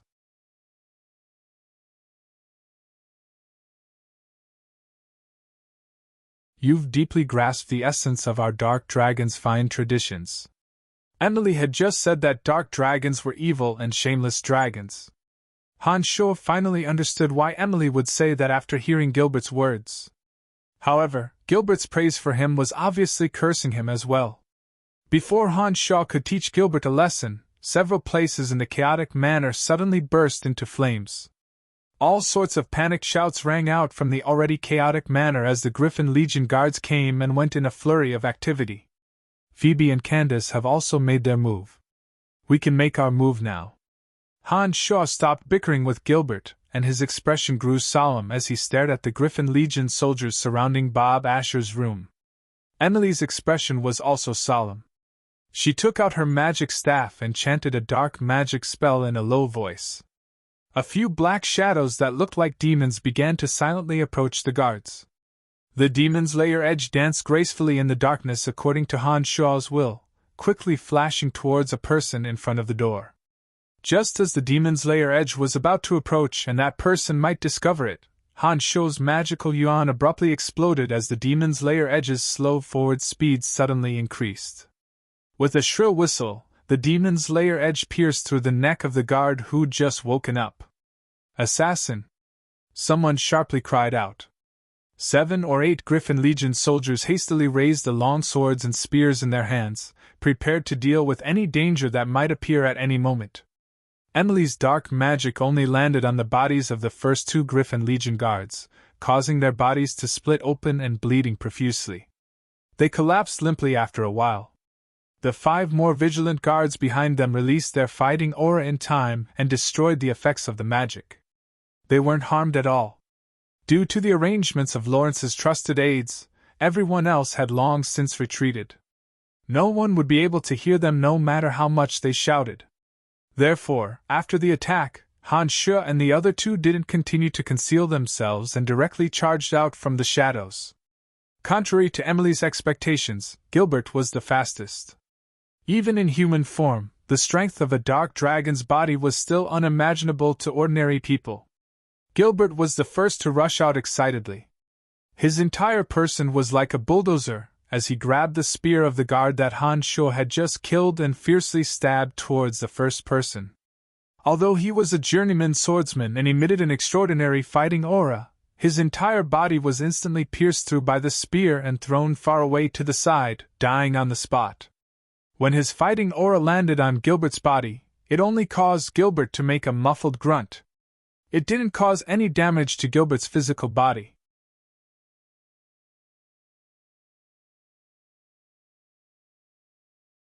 Emily was obviously startled by this attack and truly acknowledged Gilbert's identity as a dark dragon. Han Shu had long since known that this would happen and wasn't surprised at all. He slowly walked over with a calm expression, his mind controlling the demon's lair edge to dance wildly, and killed 2 more Griffin Legion soldiers in a dazzling pattern. The strength of these soldiers were mostly mid to advanced swordsmen and knights, which was actually quite good. Their duty was to defend this area and also to call out to more experts when they encountered an enemy. If it wasn't for the fact that Lawrence had trusted aides in the Griffin Legion and had already evacuated the surrounding troops, the first assassin shout would have been able to summon several large groups of Griffin Legion soldiers. If that really happened, Han Shu and the other 2 would only be able to flee for their lives. The remaining 2 guards finally fell under another attack of Emily's dark magic. Han Shu instructed Gilbert when he saw that the obstacles had been cleared. "Stay here and keep watch. Let us know if there's any movement." Han Shu shot Emily a look after saying this, and the 2 carefully pushed open the door and walked into Bob Asher's room. Bob Asher's room was decorated in an opulent and extravagant manner. Some of the furniture and decorations within were extremely valuable. The carpet was soft and smooth, likely made from the fur of an extremely rare magical creature. The wall lamps and oil paintings in the surroundings were all priceless. This Bob Asher really knows how to enjoy life. Just from the decorations in this room, it's obvious that his income isn't clean enough. Han Shu's eyes scanned the surroundings as he walked in, and immediately opened his mouth to speak. Of course. Otherwise, he wouldn't be able to live in such a place with just his status as the commander of the Griffin Legion. Emily nodded and walked directly into the room as she conversed with Han Shu. There was a mechanism in Bob Asher's room that led directly to another secret room. This was information that the Dark Mantle had paid a great price to obtain. Han Shu and Emily went straight to the room as soon as they entered. As soon as Emily came in, she immediately lifted the blanket on the big bed in this room. Then, she reached out and fumbled around the edge of the bed for a while. Who knew what she was fiddling with? Suddenly, a hole with a flight of stairs appeared on the bedboard in this bedroom. In the Lancelot Empire, the Dark Mantle can basically find out anything we want. Although this secret room is very well hidden, Bob Asher will bring his mistress in to flaunt his greatness, so we can still find out about the existence of this place and the way in. Emily smiled at Han Shu and explained before going down. Nodding, Han Shu smiled to express his understanding.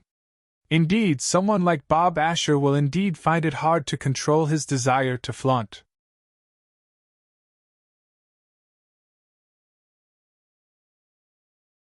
If one wants to keep a secret, one must first overcome that obstacle of their own. Let's go take a look at Bob Asher's room and see what's in there," Emily said. Han Shu followed behind her and went deeper into the underground passageway. He suddenly heard the faint sound of breathing before he reached the bottom of the ground. "There's someone down there, be careful." Han Shuo's heart tightened as he pulled Emily and spoke softly, walking even more carefully inside. When the two landed on the ground, Han Shuo looked towards the source of the breathing and suddenly discovered a cage with a magical boundary. The druid Caspian was tightly bound within the cage and was looking at Han Shuo and Emily with a look of pleasant surprise. You're tuning in to the Phoenix Knights YouTube channel. Don't forget to subscribe and join us on this journey to catch the most captivating stories.